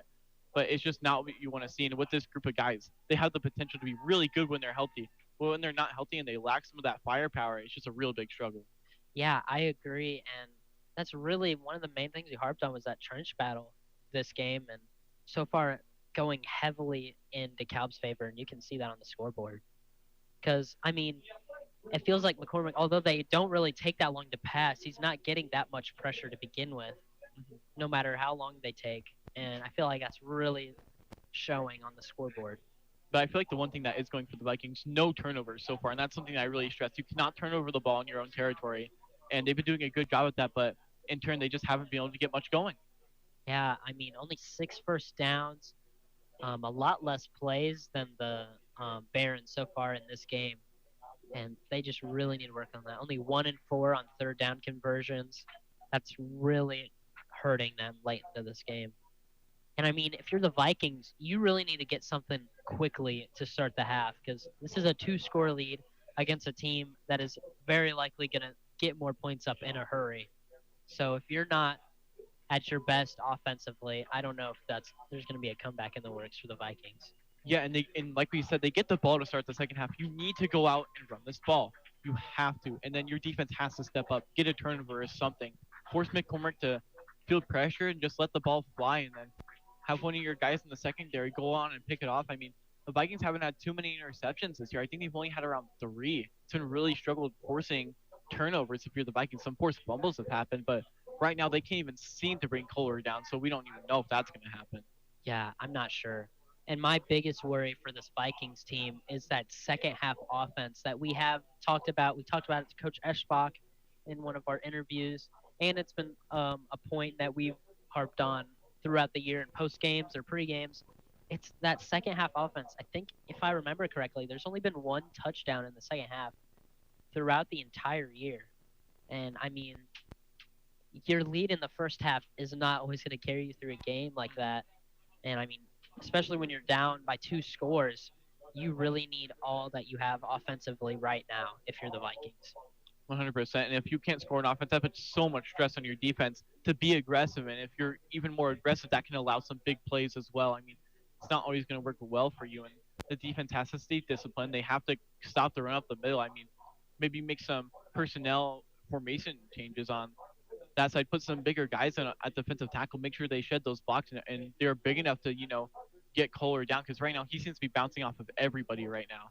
Yeah, and just maybe do what they were doing against the Vikings earlier in the game, just putting an extra guy or 2 in the box to help stop those runs up the middle, because I mean that's really what's killing the Vikings right now is those big run plays, because there have been a few incompletions. Their passing defense hasn't looked too bad. It's just that rushing offense is just wearing down the Vikings when it comes time for those pass plays. They're all another one of those very quick offenses, gets to the line super quickly, minus the 1 delay of game call. But yeah, it's just they really need to get this defense like we've seen in the past. If they can get that same rushing pressure that we saw against like Columbia City or Belmont, like we saw earlier in the season, I think this can be a lot closer of a game. But so far, we really haven't seen that type of defense from the Vikings. 100%, and I feel like it starts all from the pass rush. I mean, if you give McCormick less time to throw the ball, even though he has been throwing it short, I mean, it also might be time for the Vikings to start blitzing, start playing more aggressive on defense, to be fair. I mean, we can get just some plays that force them in a tough situation, I mean, we can change the whole premise of this entire game. Yeah, I mean, just change something, because on every drive, it seems like they're keeping pretty much the same formation, and it's not working for them. They stopped them once early in the first half. They really need to figure something out. You know, 100%, and they haven't really been giving. If you talk about the return game, that's their in the second half. I mean, they have not given Linker a chance. They've kind of shut him down. And how the Vikings are using it more of a eye candy will get him to go in formation, do different motions and stuff, and they haven't really gotten him the ball too much, and it's kind of resulting in nothing's really worked so far. Yeah, I mean, even I saw them switch sides for the returners. They had Linker and McQueen switch on which side they started the return on. And each time it seemed like they made sure they knew which side McQueen was on and kicked it to him. In no regards is he a bad returner. It's just Linker makes that much of a difference on special teams. I think it feels more shaky, knows how to follow the blocks maybe a little bit better, more experience. I mean, it always helps on that matter. Yeah, so that'll pretty much wrap up our halftime, as now we're rolling right into the second half, as the Vikings will receive the kickoff to start the second half. Yeah, and I feel like if you're Coach Eschbach, running the ball has to be the first thing, as I stressed. And now you see a change at return. They're going to put Jemison back out there on the kick return unit. And so basically now they have to pick and choose. They want to get beat by fire or ice here. They're actually going to have Jemison in front of Linker, so I think they're basically actually forcing them to. Yeah, you see him like acting like he's going different ways, just trying to throw off the kicker, and they're gonna go right as the kicker gets ready to kick, as I would guess. Yeah, don't be surprised if he kicks the short or even out of bounds. We're about to be underway here. It looks like he's really confused. He's just waiting there. And the kick still manages to go the opposite direction of Linker. It's going to Jemison. So he goes up to the 30, runs over one of his own guys to pick up the extra yardage. Yeah, I don't know if you saw what they did there, but I think that's actually really smart. So right before he's about to kick it, just so he doesn't know who to kick it to, they kind of switched places right as they went. So it was right as the ball was kicked, Jemison went to the left and Linker went to the right. I think that's really smart, actually. They're going to have to a great change going into the second half. Yeah, that's especially smart when both of them are very different guys with the ball in their hands. Jemison more of a powerful runner, going to run through everybody. Linker more of the elusive type of returner. So smart play there is now Lathan and this Vikings offense looking to start the second half. It's going to be a handoff to Jemison. He's got a little bit of room.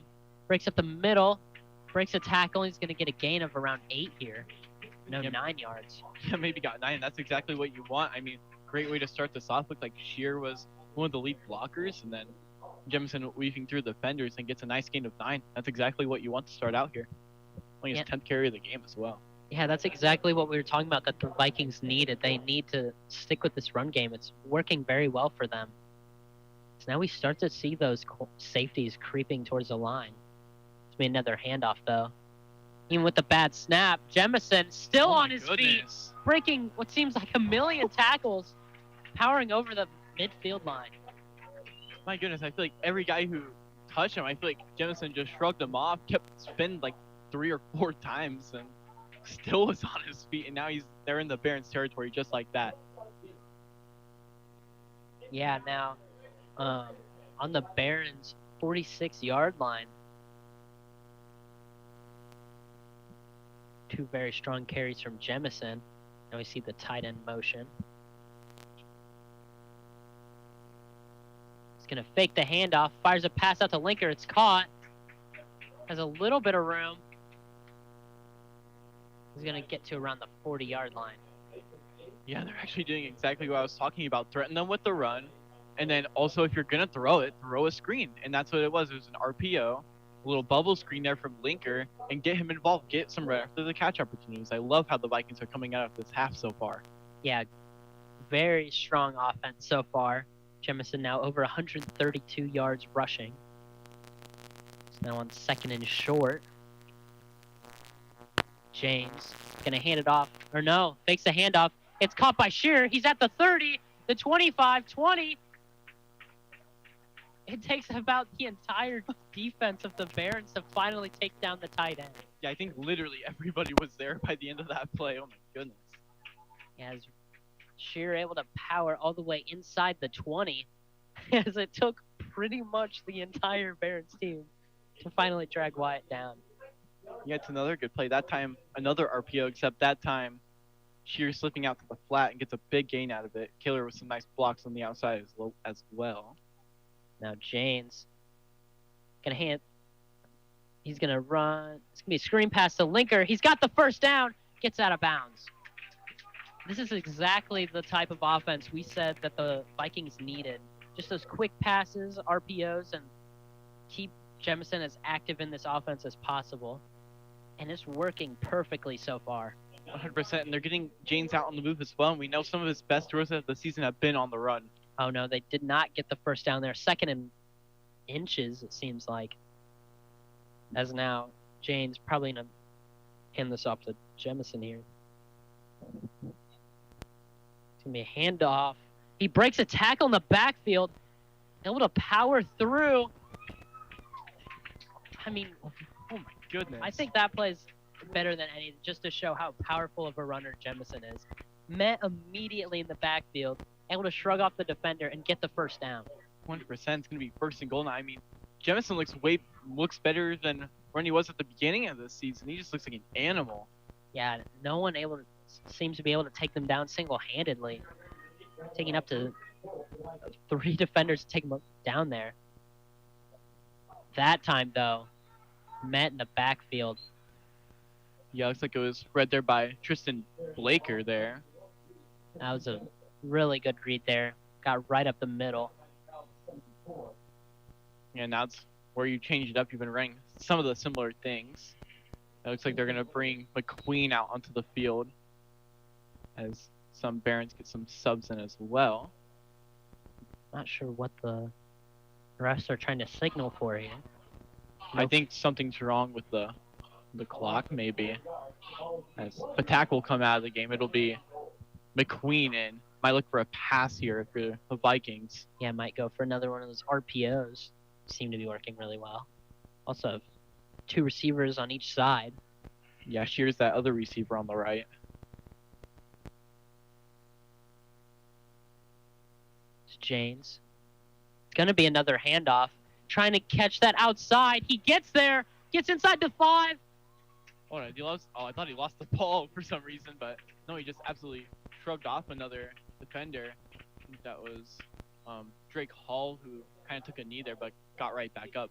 Man, I feel like Jemison could have maybe went for the end zone there, but played it conservative, which is nice. Yeah, I mean, just such a perfect mixture of a powerful but also super elusive running back. Was able to get to the outside there, now at the 5. 100%, but you have to get in the end zone here. It's going to most likely be 4th down territory.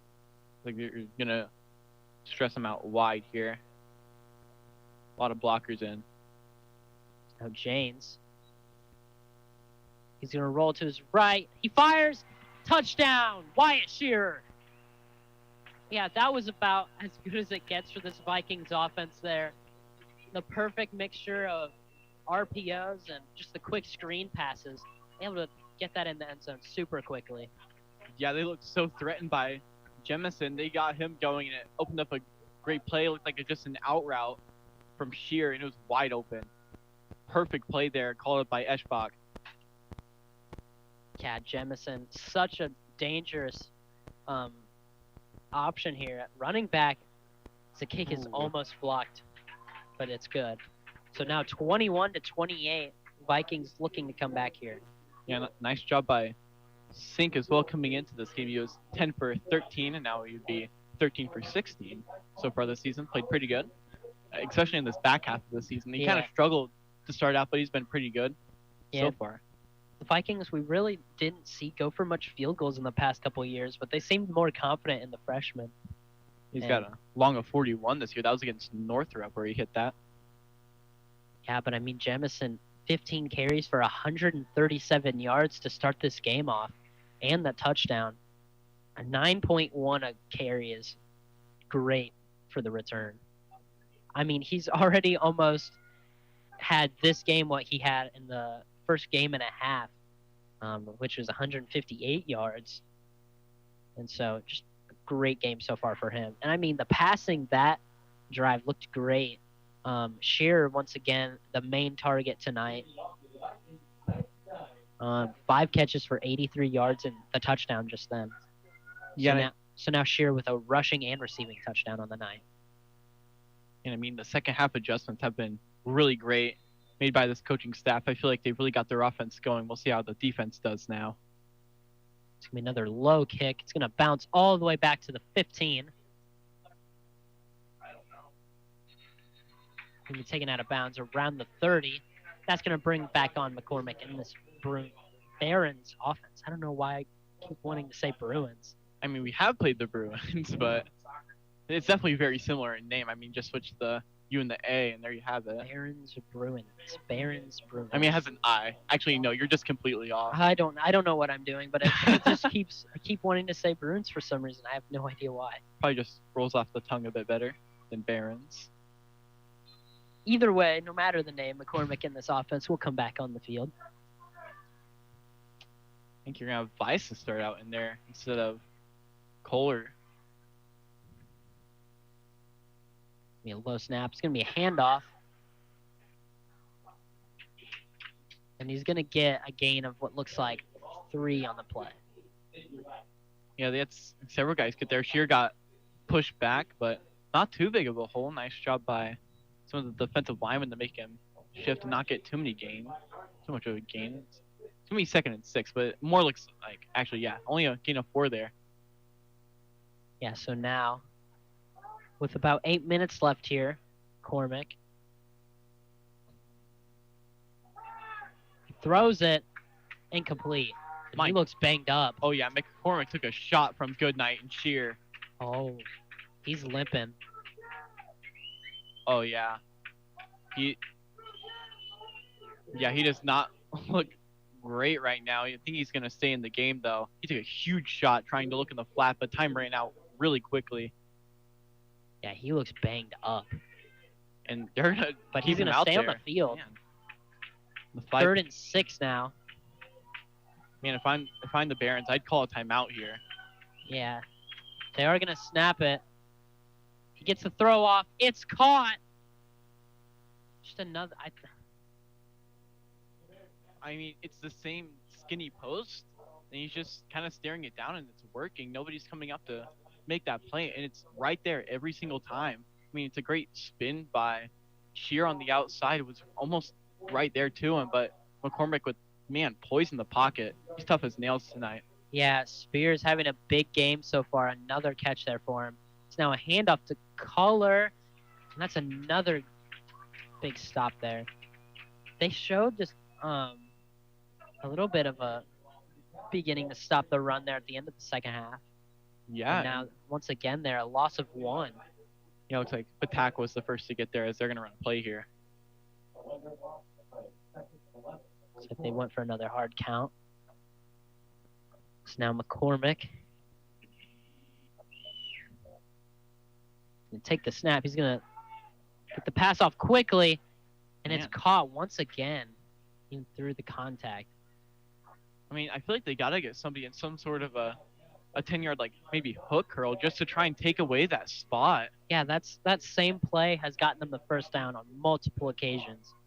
They got to make a change somewhere in that formation. 100%. Maybe put somebody in pass coverage. Maybe put somebody else in there who can defend the pass. I mean, don't know who you really put in. You got Holzinger in the slot right now. Now McCormick once again going for that route. It's caught. And he fumbles. Who landed on it? Oh, the my Vikings goodness. land on the football. Oh. What a huge play. That's a giant turn of events for the Vikings. I think that was Roth who punched it out. That looked like a clear touchdown, but I think you let up too soon and somebody jarred the ball out. That wasn't across the plane. That's a huge turnover. Wow. That went from being a touchdown to turnover. Yeah, that's a first turnover. Well, unless you count the turnover on downs, that's the first turnover of the game. And that just went from the Barons taking a 2-score lead to the Vikings having the chance to tie it up here. I mean, if the Vikings win and the Barons look back at that play, it's going to be the play that maybe even decided it. I mean, they're a couple yards away from getting an easy touchdown.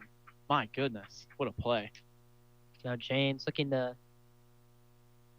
repeat the magic of last time as Jemison going to get another big run. He's pushed up the field by his lineman. It's going to be another 8-yard gain. Yeah, and after that huge play, you see this crowd kind of getting into it now. You feel a little bit of a spark. Man, I can't just believe that play. I mean, we both saw that. It was like, oh, it's going to be a touchdown. But last second, I think it was Ben Roth who jarred it loose. We'll have to see on the stat sheet who did it after the game. But let's see what the Vikings are going to do here on offense. Yes. It's going to be 2nd and 1. 2nd and 1 now on the 29.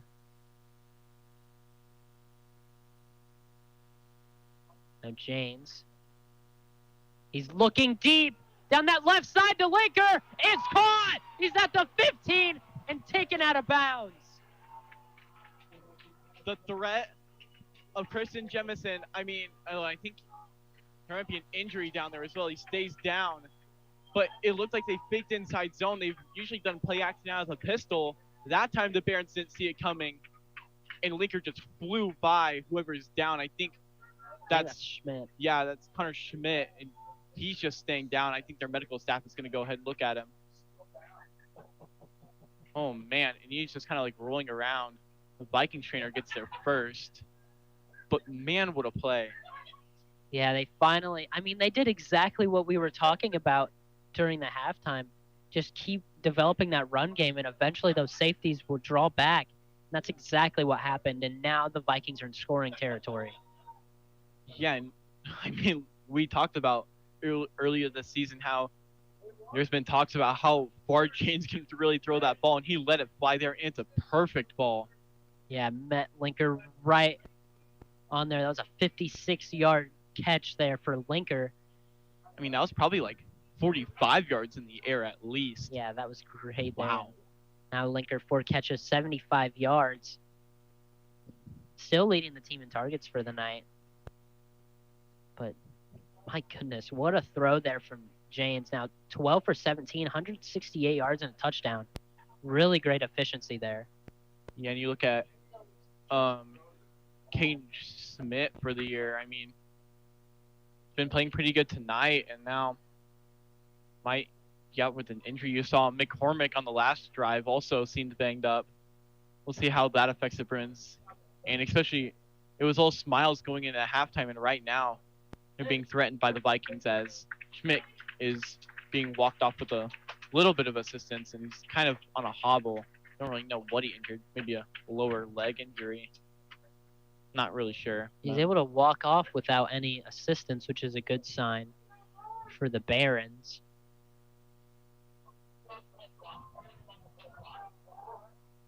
Yeah. They're going to go ahead and reset the play clock to 40 here. Yeah, so 5:23 left in this third quarter. It's 28-21 Barons, but the Vikings looking to tie it up now. As with that last play, they're now in the red zone.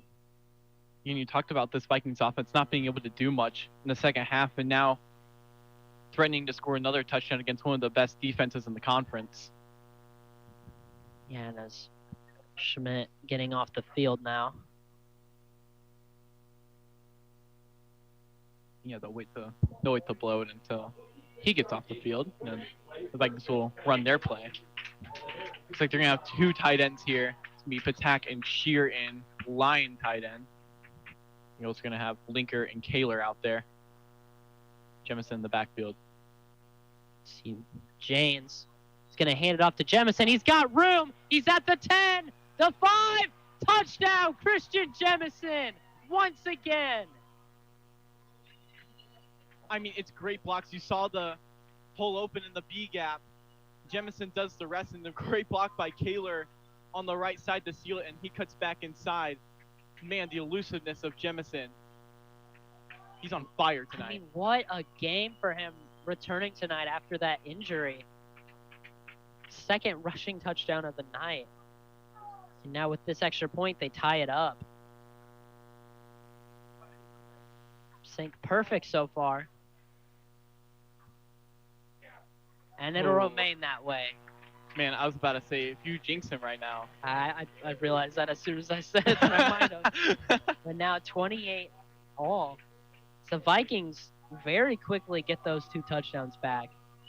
Still only 7 minutes into the second half, they get those points that the Barons got at the end of the first. I mean, I don't care what people say, but the announcer's jinx is real. I'm convinced. Yeah. Christian Jemison, 17 carries for 161 yards and 2 touchdowns. Yeah, he's got to be the MVP of this game right now, keeping him in it, and he's been the main threat, and they've used him really well. Almost 10 yards carry. My goodness. Yeah, I mean, what we said needed to happen exactly happened in these 2 drives from the Vikings. They kept running the ball and getting those short passes for big gains, and so those safeties were forced to be drawn down. And I mean, we just saw there that 56-yard completion to Linker. It opens up this Vikings to its full potential. Ooh, man. Yeah, looks like they're going to have 2 guys back to return. Probably, I would assume, Steele would most likely squib this as well. Doesn't want to give anybody too big of a chance to return. He's done a great job of putting it in spots to make it awkward for the Baron returners. Yeah, and also the bounces that he gets are just great. Puts them in amazing field places on the field, and as well just making it awkward to pick up by the Barons. We almost saw them lose the opening kickoff. Now once again we're going to see it. It's another nice kick. Oh, and he knocks him loose. Oh my what goodness. A hit there from the Vikings. Oh my goodness, Max double. My goodness, perfectly timed. Why did the Barons ever let that ball touch? As soon as he caught the ball there, leveled by Max Double, and the ball was knocked flying out of bounds. Oh, that's got to be like the hit of the year. Oh my goodness. Put that one on highlight zone. I'm shocked that he immediately got up after that. That was a big hit. Oh my goodness. You saw that spark the fans as well. Wow. I think that might have put something into this Vikings defense. Now they're going to hand it off up the middle. And he's going to get another decent gain. They just can't take him down there. As now I think that might be another first down. I mean, several guys got to them. I think he's a bit short, actually. I think Clannon got him yes. before that. Well, they're placing it at second down at the first down marker. So he must be literally 2 inches short. No, they're going to put him at first down. I mean, the run defense really needs to step up. That gap in the middle just keeps wide open for Kohler, and can't get much easier than that when you have that big of a gap. 100%. Now, once again, a handoff. He's going to get to the outside, and I think we're going to see some holding. Yep. That's a big penalty. If it is, that'd be 10 yards going the other way.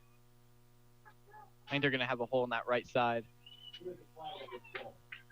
I mean, they threw it right at him, so I'd imagine that's what they would call it. It is. Yep. So another big penalty there affecting one of these teams. This time, though, it's the Barons. Yeah, and you see at the defensive line position, they put Mason Downey at defensive tackle. I mean, just a big body getting in there and make sure he can maybe clog some of those holes from those inside zones. So far, it's most kind of working. Yeah, definitely an improvement from the beginning of this game, at least slowing down Kohler so it's not those 20-plus yard gains we kept seeing. We're going to go to gun here. Looks like 4 to rush. Now, McCormick dropping back to pass. He's got all the time in the world. Oh, and I think incomplete. Yeah, they're going to call that incomplete. Great coverage there by Holzinger. He's had a great game in the slot. Yes, 2nd and 20. Yeah, now that penalty looks real good. It's going to be 2nd and 20. Yeah, I mean, Holzinger's got a big matchup in the slot against Xavier Bell right now. They're doing a great job. Yeah, so far he's had a great game. So now McCormick once again dropping back. The pass is that's dropped incomplete.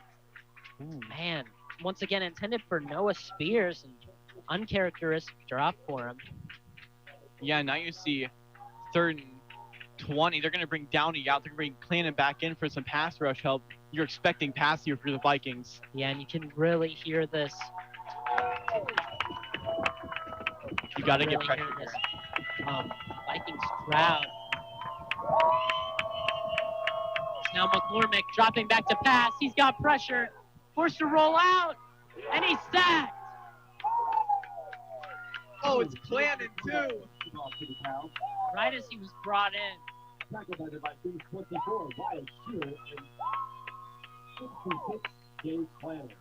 Man, the momentum of this game has just been completely flipped on its head. What a play by Clannon to track him down. Shear was there, and then Clannon tracked him down. You see the speed there. First sack of the night for the Vikings. And now the punt is up. Well, Linker's going to have a chance, maybe. Oh, he dropped it, and that's going to be recovered by the Barons.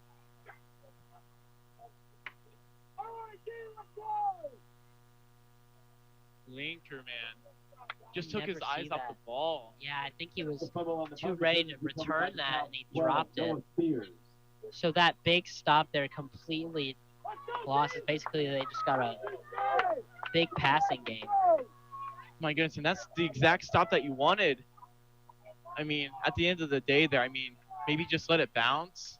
Your offense has been rolling. I mean, there's no point in really, I guess, returning it. But with Linker, you always have a chance to get another touchdown. But that's a big turnover, and it's going to bring McCormick and the offense back onto the field. Yeah, and you can hear this crowd. It's really loud. You can barely hear us when we have it up all the way. McCormick dropping back to pass. He fires deep. It's caught. Touchdown, Barons. Oh, I think they're going to have it on the coaching staff. That's going to be on the Vikings. They threw the coach at the coaching staff, and they wanted a hold, and I think they let the referees know that, and they did not like it. My goodness, and it's just open again. I mean, the Vikings had him right where they wanted him. It's inexcusable for Linker.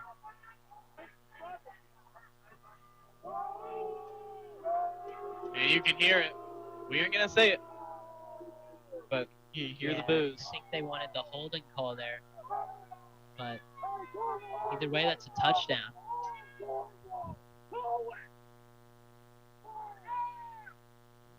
As they're going to line up for the point after.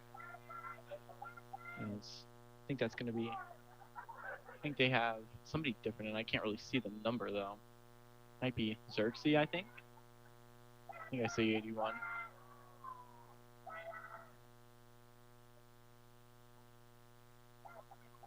They almost blocked that, but it's going to be 35-28.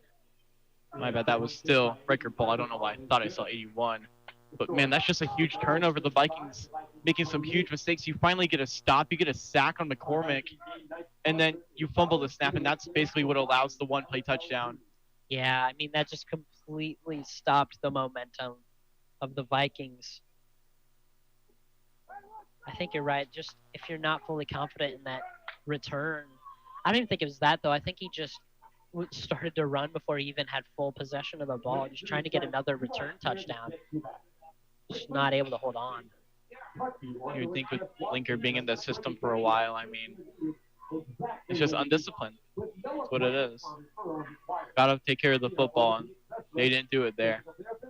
But they're going to try the same thing with Jemison and Linker. Going to keep their kicker guessing. It'll be Wilson to kick off. And it's either going to be Linker or Jemison returning this. Need a big play. One of the last times Jemison was returning a kick, he brought it all the way back. That was against the Bruins in week 2, as in Northrop Bruins, not the Barons to be confused. My bad. Now, they will be doing the same thing they did last time, having Jemison and Linker line up in a line, basically, so they don't know who they're kicking off to.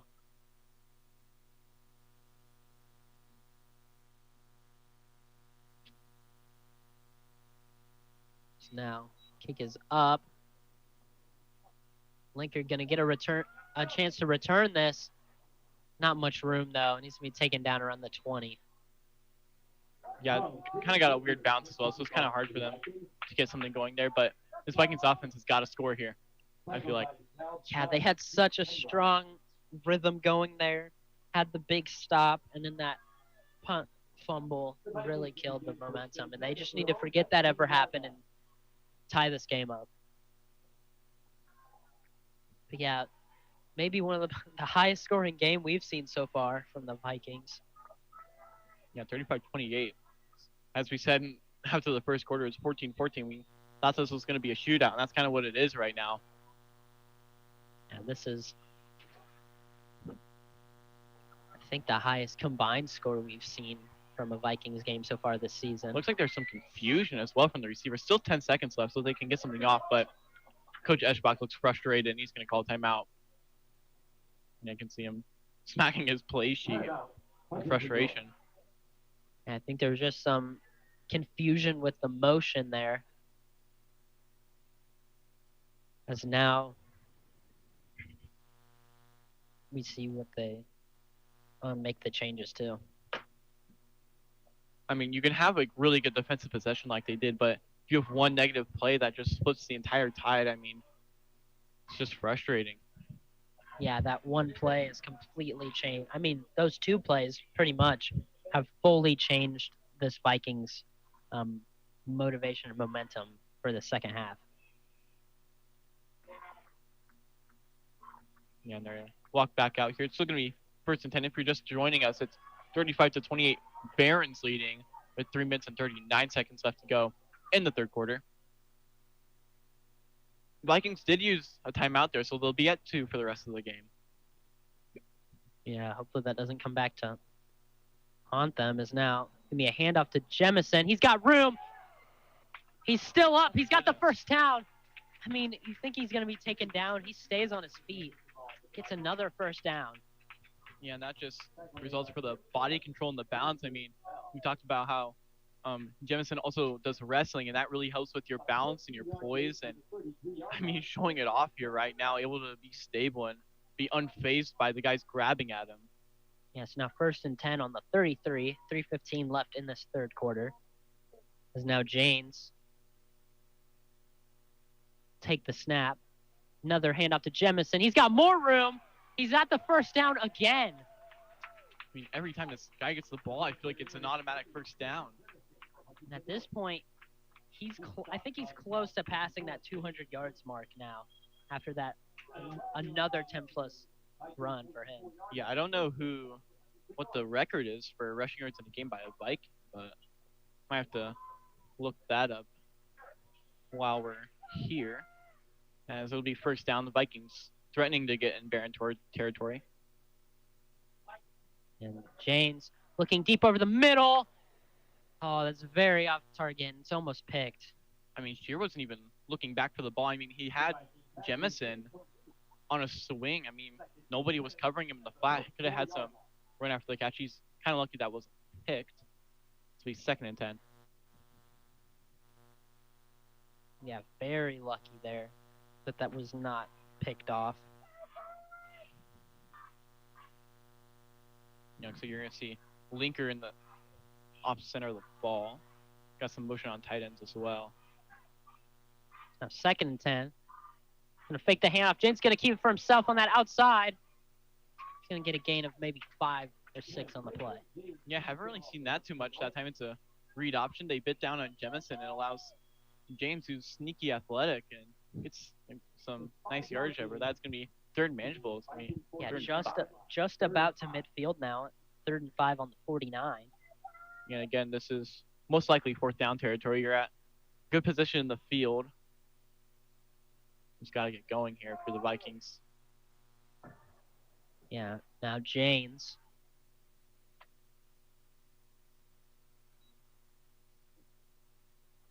Fires the pass quickly to that right side, and it's caught by Wyatt Shearer for the first down. Yeah, it looked like it could have been short, but then rolled over and clearly got the first there. Little RPO. You've gotten him really involved in the passing game today, and it's been nice to see. He hasn't really had too many catches, but I mean, you see tonight that was his 6th catch, would have been. And it'll be first down now. They're in Baron territory, and they're starting to move the ball in the second half, man. Yeah, they've looked great in this second half. Yeah, Wyatt Shear, 6 catches for 89 yards and a touchdown. And you see some motion by that bunch formation. Jemison fakes the handoff. James got pressure, and he's sacked once again. So that's going to be a loss of 5. Yeah, just couldn't find anywhere to go, and James smartly hangs onto the ball with a big loss of 5 on the sack. We're going to bring Patak in the game. They're going to sub out McQueen. I think there might be some confusion. Play clock down to 20. We're going to have plenty of time to get this off, hopefully. Looks like they're rushing some guys from James' blind side. James is going to hand it off. Oh my goodness, look at the blocks. Once again, he's breaking free. He's got the first down plus more. I mean, you think he stopped, and then he gets 10 more yards. I mean, you see those hands keep going. I mean, he just does not stop. You think the play is over. He just makes you think again. And I think with that run, that's going to take him over the 200 mark for rushing yards. My goodness, I can't remember the last time a Vikings running back had 200 yards in the game. I don't think Marcus Linker I don't ever think did it happened in our time. I don't think Tony Decker ever did it either. So now, James going to hand it off again. He's going to fall forward for about 3. We had CJ now. Oh my goodness. 203 yards and 2 touchdowns, not including that run there. So maybe like 207 now. Yeah, and that could have had potential to be the last play of the third quarter, but I think they want to get one more play off. Yeah, I think they will. Yeah, 13 seconds left. Or you could see maybe a hard count from James here to try and get some extra yardage. See what they do here. So now 2nd and 8. 5 seconds left. James dropping back, looking to pass, fires it on that left side. Ooh, man. Nobody's in the area other than Barron's defenders. And now that's going to be the last play of the third. 35-28 Barons, but the Vikings now with a chance to score. Yeah, maybe some miscommunication with him and Kaler on that left side, possibly. Not really sure, but there wasn't really anybody in the area other than 2 Baron defenders, but ball out of their stretched hands. Man, what an eventful third quarter. My goodness. You had a couple turnovers. James Linker muffed a punt, but CJ just going crazy, breaking tackles, and some unhappy fans here for the Vikings as well, as you can hear. Yeah, that completely flipped the script of the game. I mean, there's been multiple of those throughout this second half. I mean, first off, we thought we saw a complete change here with those 2 quick scores from the Vikings, and then they got the stop, but then they fumbled that punt, and that's really killed their momentum. Also, on that play where we thought it could have been a touchdown, but it was jarred loose at the last second. That was James Linker who ended up forcing that, by the way. I had to go back and look on who that was. Man. So now a big third down here, but I think the Vikings would go for it regardless. 100%. And they have a couple tight ends in there. I think you run this ball either way. It's been getting you a lot of yardage. Oh, definitely. Jemison gonna hand it off. Stopped at the line. So now 4th and 8. Yeah, Tristan Blaker, the senior defensive tackle, getting there. And I mean, he's not going to get any yards in that play. It's a big 4th down. And you're in a passing situation here. James has got to make the right read. Yeah, this is a really big play for the Vikings. They need to keep this. They need to get this first down. 15 left on the play clock. They're going to go to pistol. See what they do. Now James dropping back. Fires to that right side. Incomplete. I think the ball might have been tipped. I think it was a good ball. But it's a turnover on downs for the Vikings. That's heartbreaking for the Vikings there. Deep in Barons territory, not able to capitalize. Yeah, it kind of just resulted off of that sack. Or not off the sack, but this leaves the Vikings defense in a really tough situation. I mean, 11 minutes left to go still, so there is some time. Vikings also have 2 timeouts. If you're the Vikings defense, you need to get a stop. Absolutely have to. Yeah, now McCormick fires a quick one. Ooh. Almost intercepted by P-Tag. Oh, he had his hands on that ball, but it's still broken up. He read it that time. Yeah, even. that was a very good read. Yeah, they've been hitting that same RPO 5-yard hitch play. It's been kind of making Max Double a bit confused, but nice job by Patak, who's on the other side, to come over and make that play. McCormick now going to hand it up the middle. As Kohler once again with a powerful run. Yeah, Shear was the first guy to get hands on him, but still broke through and got some more yardage. This brings up a huge third down. Yeah, if you're the Vikings here, you need to get this stop. Because I highly doubt that the Barons would go for it in this territory. Yeah, you need to see Shear and Goodnight on those edges getting over to the quarterback. And they're going to create a loud environment here and make it hard for McCormick. McCormick dropping back to pass. He fires. Oh, it's incomplete. Max Double right there. Got his hand in. I don't know what they're going to do here. They're going to bring the punting unit out. Great stop there from the Vikings defense. Just be careful for any trickery here as well. Linker's going to be back to return. It's going to be number 8, Drake Hall, to punt. Be huge if they could block this right now. Yeah, definitely. That would put them deep into Barons territory. As now the punt is up. Gets to around the 30, and he's going to call for the fair catch. I think that's the right call there. They're going to have it at the 30. They have great field position. And that the defense got the 3 and out, actually. Great job by the defense. Yeah, completely stopping that offense that looked almost unstoppable in the first half. Scored on 4 out of the 5 drives. I mean, I feel like the defense has always been the backbone of this year's team. Getting stops when they need to. It's just been maybe some lackluster second half offense. But right now they've been working pretty well. And it's all been starting with Jemison.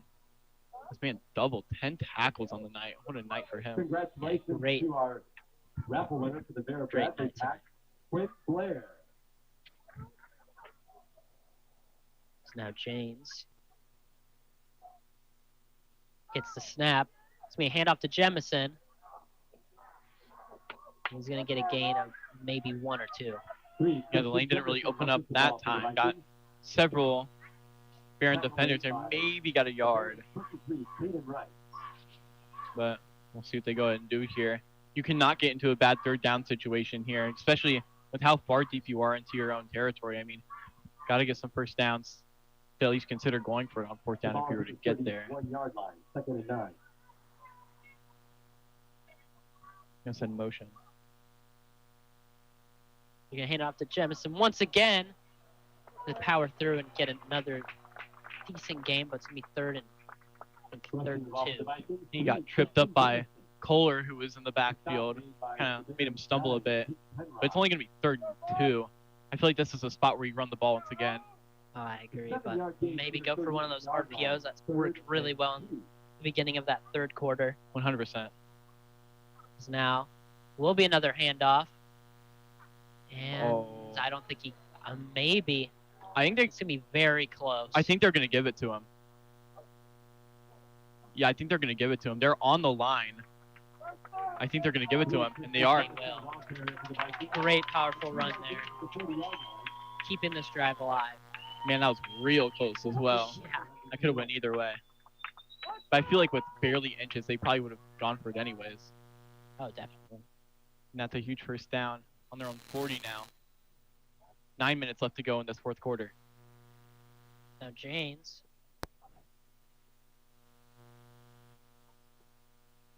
Will take the snap. He's going to hand it off to Jemison once again. Oh, hang on to that ball. Looks like they're ripping at it. Christian Jemison, the ball I feel like the Barons are really starting to figure out where Jemison is going. I mean, I feel like when I look at how their defense is being set up, they're overloading one side when it comes to linebackers and DBs. Just to have more people over. They're just kind of picking and choosing on where they think Jemison is going to go. And it's going to be, he's actually going to 4 there. It's going to be second down 6. I think this is the play where you go for a deep ball, because if you look at that coverage, I think that's Linker one-on-one on that right side. No, they are going to hand it off once again. Jemison getting the first down. Now over midfield. Man, being the workhorse back in this game, I think it's going to be 27 carries. My goodness, they've given him the ball so many times tonight. And I mean, with that amount of carries, he's still averaging 8.4 a carry, which is very good for the junior. Yeah, we heard talks that he could have played last week against DeKalb, against Belmont, but coaches opted not to play him just for an extra week of rest. We'll see James go here. Now Jemison gonna get the handoff again. He's got the first down again, and still going. It took about 5 DeKalb defenders to take him down. Oh, and you see number 5 Austin Kirkpatrick on that side, kind of limping. I think that's one of their linebackers. He looks a bit uncomfortable on the Barons side. Jemison looks exhausted, by the way. He's got to be. That 28 carries on the game. Thanks to the shot where you go off play action, maybe. Nope, they're going to hand it off again. This time I think it might be a loss. His first loss of the game, I think. Yeah, one of the first. And that's usually not how you want to start off. It's going to be second and 11. I think they got to give it, maybe do a 1-yard loss. The ball is now at the 35. Play action. Second and 11. Play here, just to give him a break, because I mean, 100%. He is exhausted back there.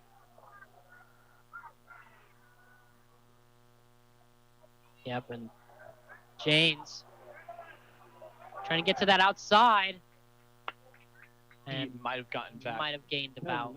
He gains 3 yards here. I mean, smart hanging on to the ball, save it for third down. I mean, you're in a position where you're going to have to go for it. I mean, time is coming off this clock as well. Only 6 minutes and 35 seconds. You got to have it here on third down. They're actually going to put it back to only a 1-yard gain as well. They had it lined up like it was a 3-yard gain, but only got back to where it started. It's now 3rd and 10, but I'd guess that the Vikings go for it here. 6.5 minutes left in this ball game. 35-28 Barons.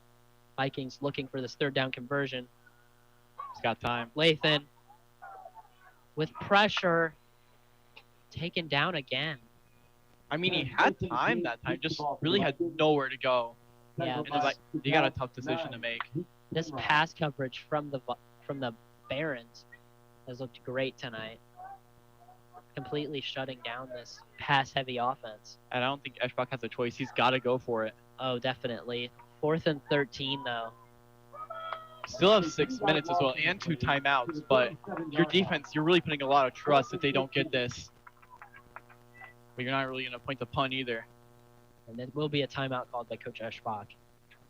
Timeout, Huntington North. Yeah, just looking at the stats here. Christian Jemison, almost 30 carries now, 240 yards and 2 touchdowns. Goodness, man. But in this spot, you can't really run the ball unless you absolutely want to catch him so off guard, which is maybe not the best idea. You're kind of forced to pass in this situation. I mean, you just got to get something here. You need something from possibly Linker on the outside. You've seen that work once today on a long ball. But I feel like when you're at this point of the field, I mean, we talked about that one play where James sailed Jemison in the middle of the field. I feel like they need some sort of concept like that. And I feel like on these down situations, they've been running a lot of backed off man. So if you can get maybe something to counter that, like a deep dig or an angle route by Jemison. Something like that could work, I feel like. As they're going to put only 2 receivers out there, 2 tight ends. We'll see what they do. Cheer in motion. James fires, and it's intercepted. He's at the 35-40. Oh my goodness, still going. He's trying to switch fields.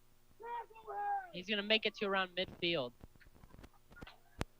I mean, it was red the entire time. You watched James's eyes go right to Linker. It looked like he stared him down almost, and Hall comes up with the interception. And that puts so much pressure on this Vikings defense. Oh my goodness.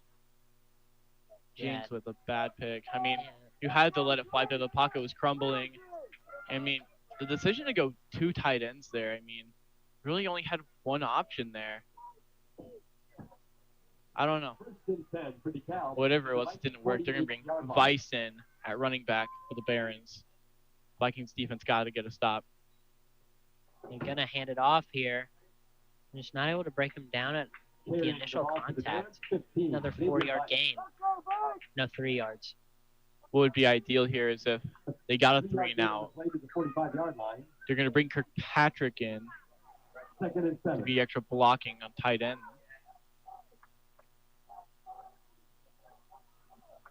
See what they do here. Vikings defensive line's got to step up.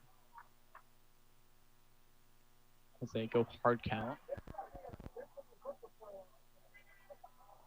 Hand off once again, and he breaks free through the middle again.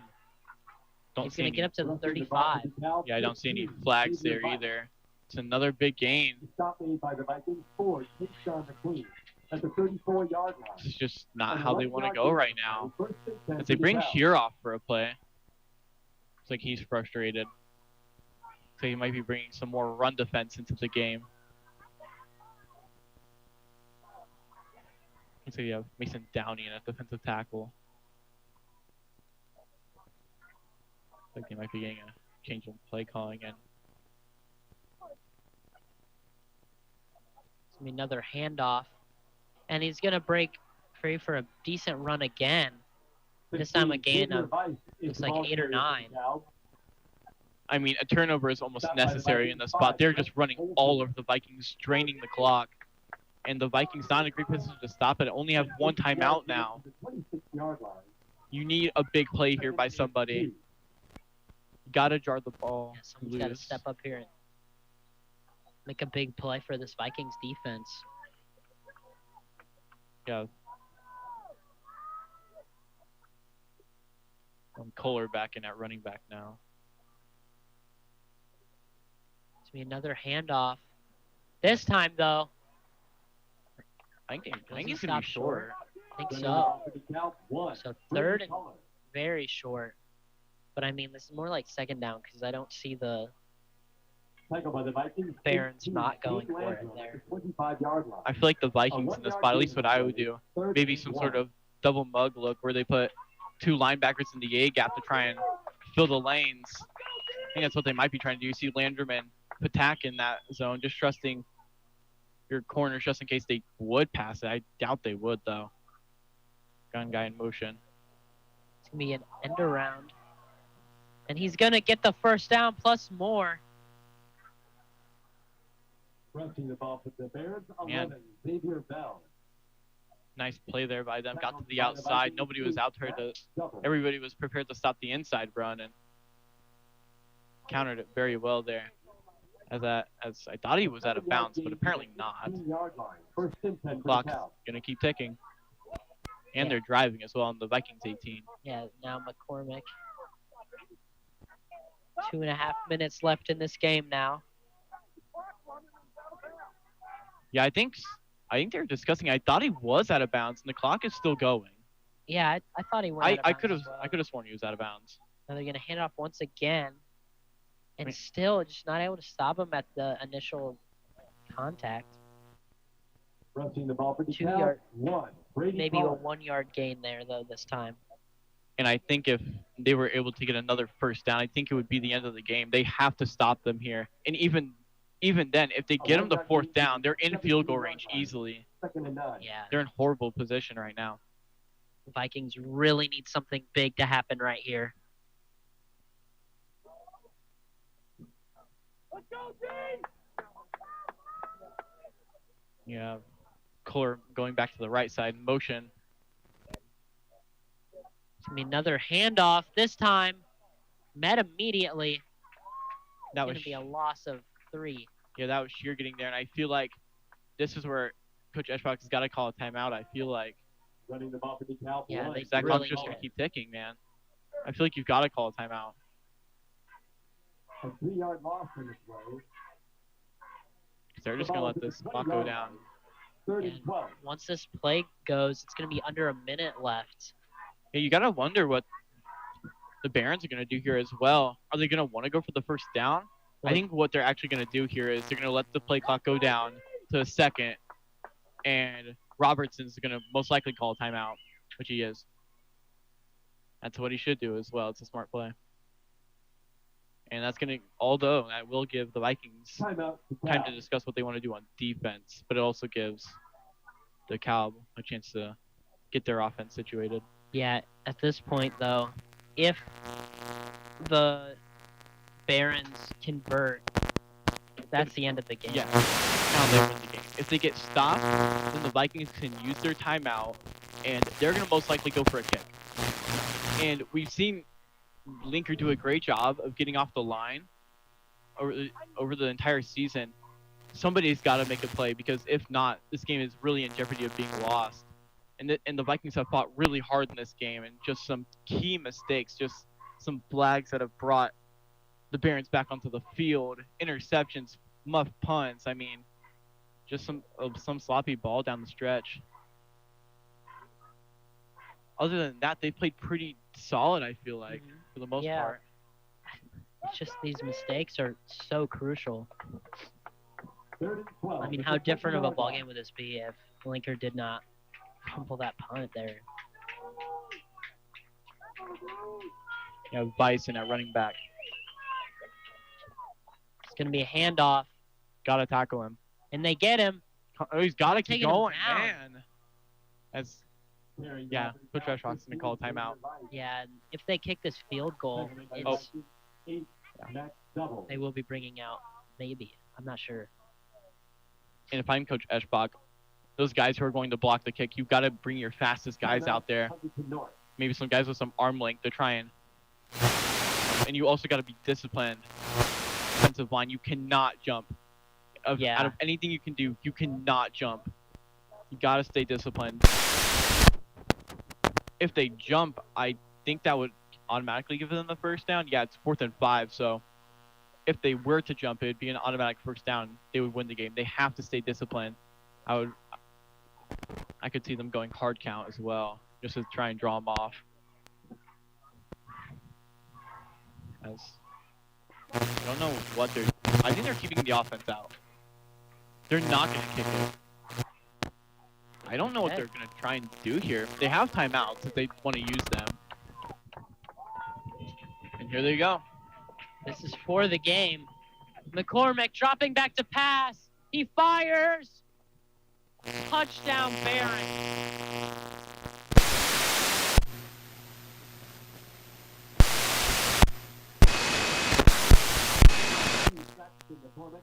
No, that was McCormick to McCormick there. And I think that's just going to put this game out of reach for the Vikings. I mean, the decision to go for that on 4th down for 1, don't know if I would have risked that, but they like how their offense has been moving. And I mean, he got flushed out, and he's just wide open. Inexcusable by the Vikings defense on the 2nd end. And now the extra point is up, and it is good. So that's going to put it 42-28 Barons.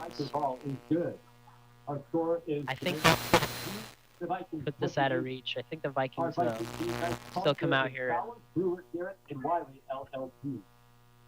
maybe get one more score up. I mean, that's just devastating. They basically gave you a chance to make a play, and when the lights are the brightest, you just can't make it. Shearer coming off the sideline limping. That is not a good sign. And they have a big matchup next week as well against Leo. Haven't been playing the best as of late, but still a very good team.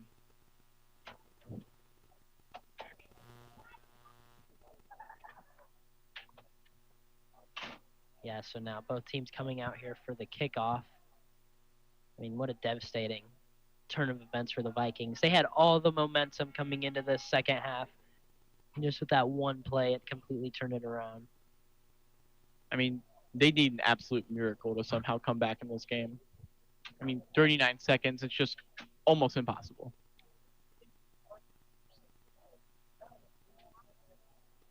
I doubt they would even consider kicking this off to either Jemison or Linker. Might even just go for the squib here. Or out of bounds, yeah, even. out of bounds. It will be a squib. We field around the 20. It's up to the 30.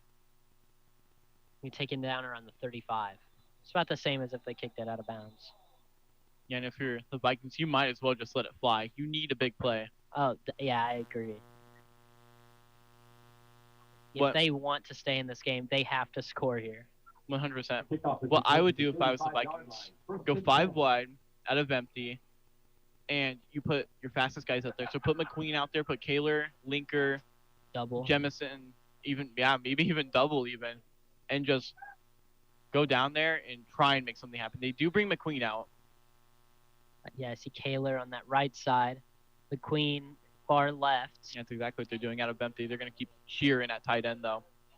And the Barons are expecting it, though. Look at how far back they're playing. Lathan dropping back to pass. Fires deep over the middle almost immediately, and that's intercepted. He was never touched down, I thought. But, no, he hit the ground, so, yeah. Wait, no, they called that interception. Yeah, and that's going to be the last play after a kneel down from the Barons. Devastating loss. I mean, the Vikings had it at some points as well. They had multiple opportunities to go down and put themselves in the driver's seat, and they just never did it. It was closer than what the score says, but still, the Vikings just couldn't quite do it. Yeah, so now. But I will say, having Jemison back made a huge difference in this game. This is a weird. Yeah, this is a weird kneel formation. What the heck? Never seen anything like this. It was like a punt formation. I know, it's just a guy under center. But it's a shotgun. I've never seen a shotgun kneel down in my entire life. That seems risky. I don't know. That's either way though. No matter what the formation on it, that's going to be the game. It's just a frustrating loss if you're this team. You had it, and you had multiple opportunities to go down and score, and your defense had multiple opportunities to get stops on third down, and you just couldn't do it. Yeah, I mean, multiple plays that have completely changed the outcome of this game. So the final score, the final seconds ticked off. That's 42-28 Barons, and a heartbreaking loss for the Vikings. We'll be back to you guys for a post game after this short break. High school sports have a unique way of setting the tone for our entire school community. How? By demanding our very best, no matter who we are. Every student, coach, parent, and fan has a responsibility to practice good sportsmanship at athletic events. It's on each of us to lead by example with our behavior. The way we behave is not only a reflection of our own character, but of our schools as well. It lets everyone know this is how we do things at our school. This is what we expect. This is who we are. So, whether you're playing, coaching, or cheering, always demonstrate integrity with your words, actions, and attitudes at our athletic events. Our school's image is up to us. I'm IHSAA Commissioner Paul Neidig. Help set the tone by buying a ticket to your high school's athletic events. This is leading by example. This is leaving a positive impression. This is your IHSAA. My days of playing basketball for North Posey High School are still some of my favorite memories. Years later, I can still remember the feeling of wearing my Vikings jersey proudly and representing my community. I'm IHSA Commissioner Paul Neidig, and these student-athletes know how that feels. It's an honor to represent my school and wear their name, to have the entire community rooting for my success, to contribute to my school's legacy and all the student-athletes who came before me. I'm Josie Campbell, and I'm a proud Brownsburg Bulldog. Playing high school sports gives me a sense of ownership in my school. I get the chance to have a positive impact on my school's reputation, to help carry out our traditions, and to be the best person and player I can be. I'm Jet Wolfley, and I'm a proud Terre Haute North Patriot. Demonstrate your pride by buying a ticket to your high school's athletic events. This is promoting school spirit. This is making your community proud. This is your IHSAA.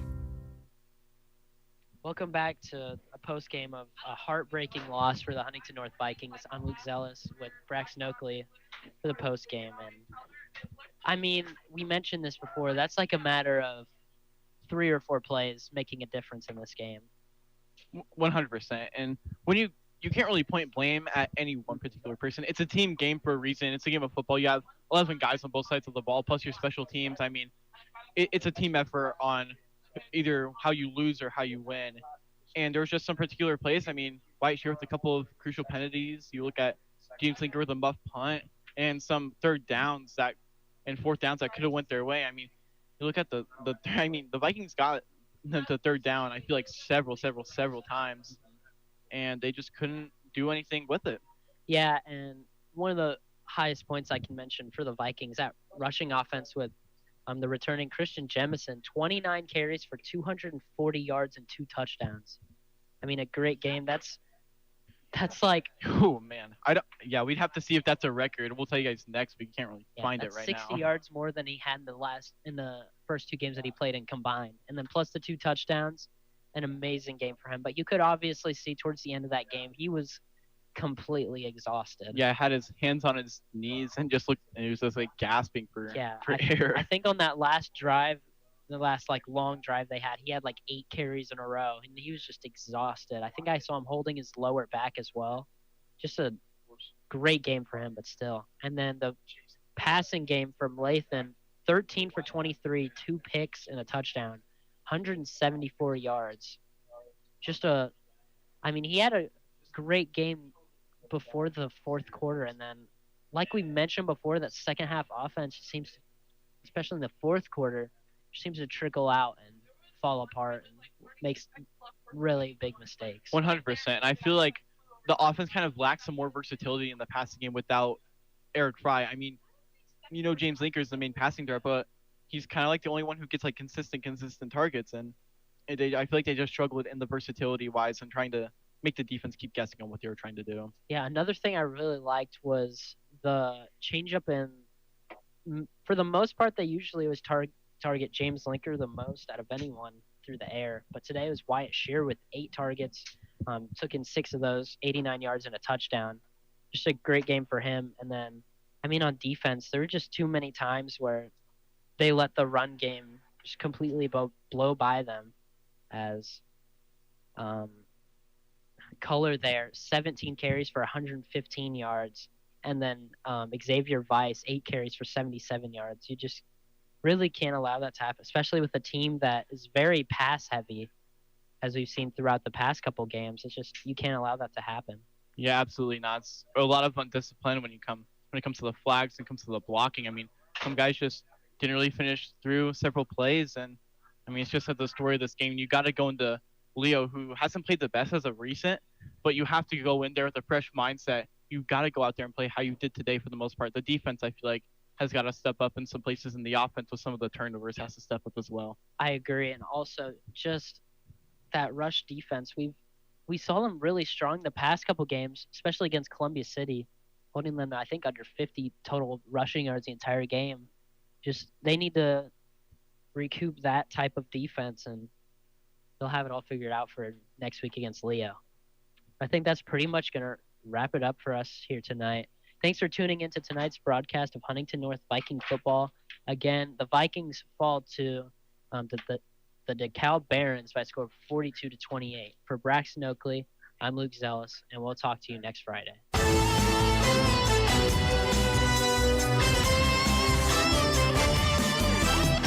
thank you for tuning in to tonight's broadcast of Huntington North Vikings football on Viking Radio 91.9 WVSH. Before we go, we'd like to thank the following sponsors one more time for making tonight's broadcast possible. Bippus State Bank, First Federal Savings Bank, Hartberg Roth Garrett Halverstadt Law, Nove, Rich Roofing Systems, and Wise Guys Downtown. Be sure to tune in all season long for the hard-hitting action of Huntington North Vikings football on your Huntington North Sports Authority, Viking Radio, 91.9 WVSH.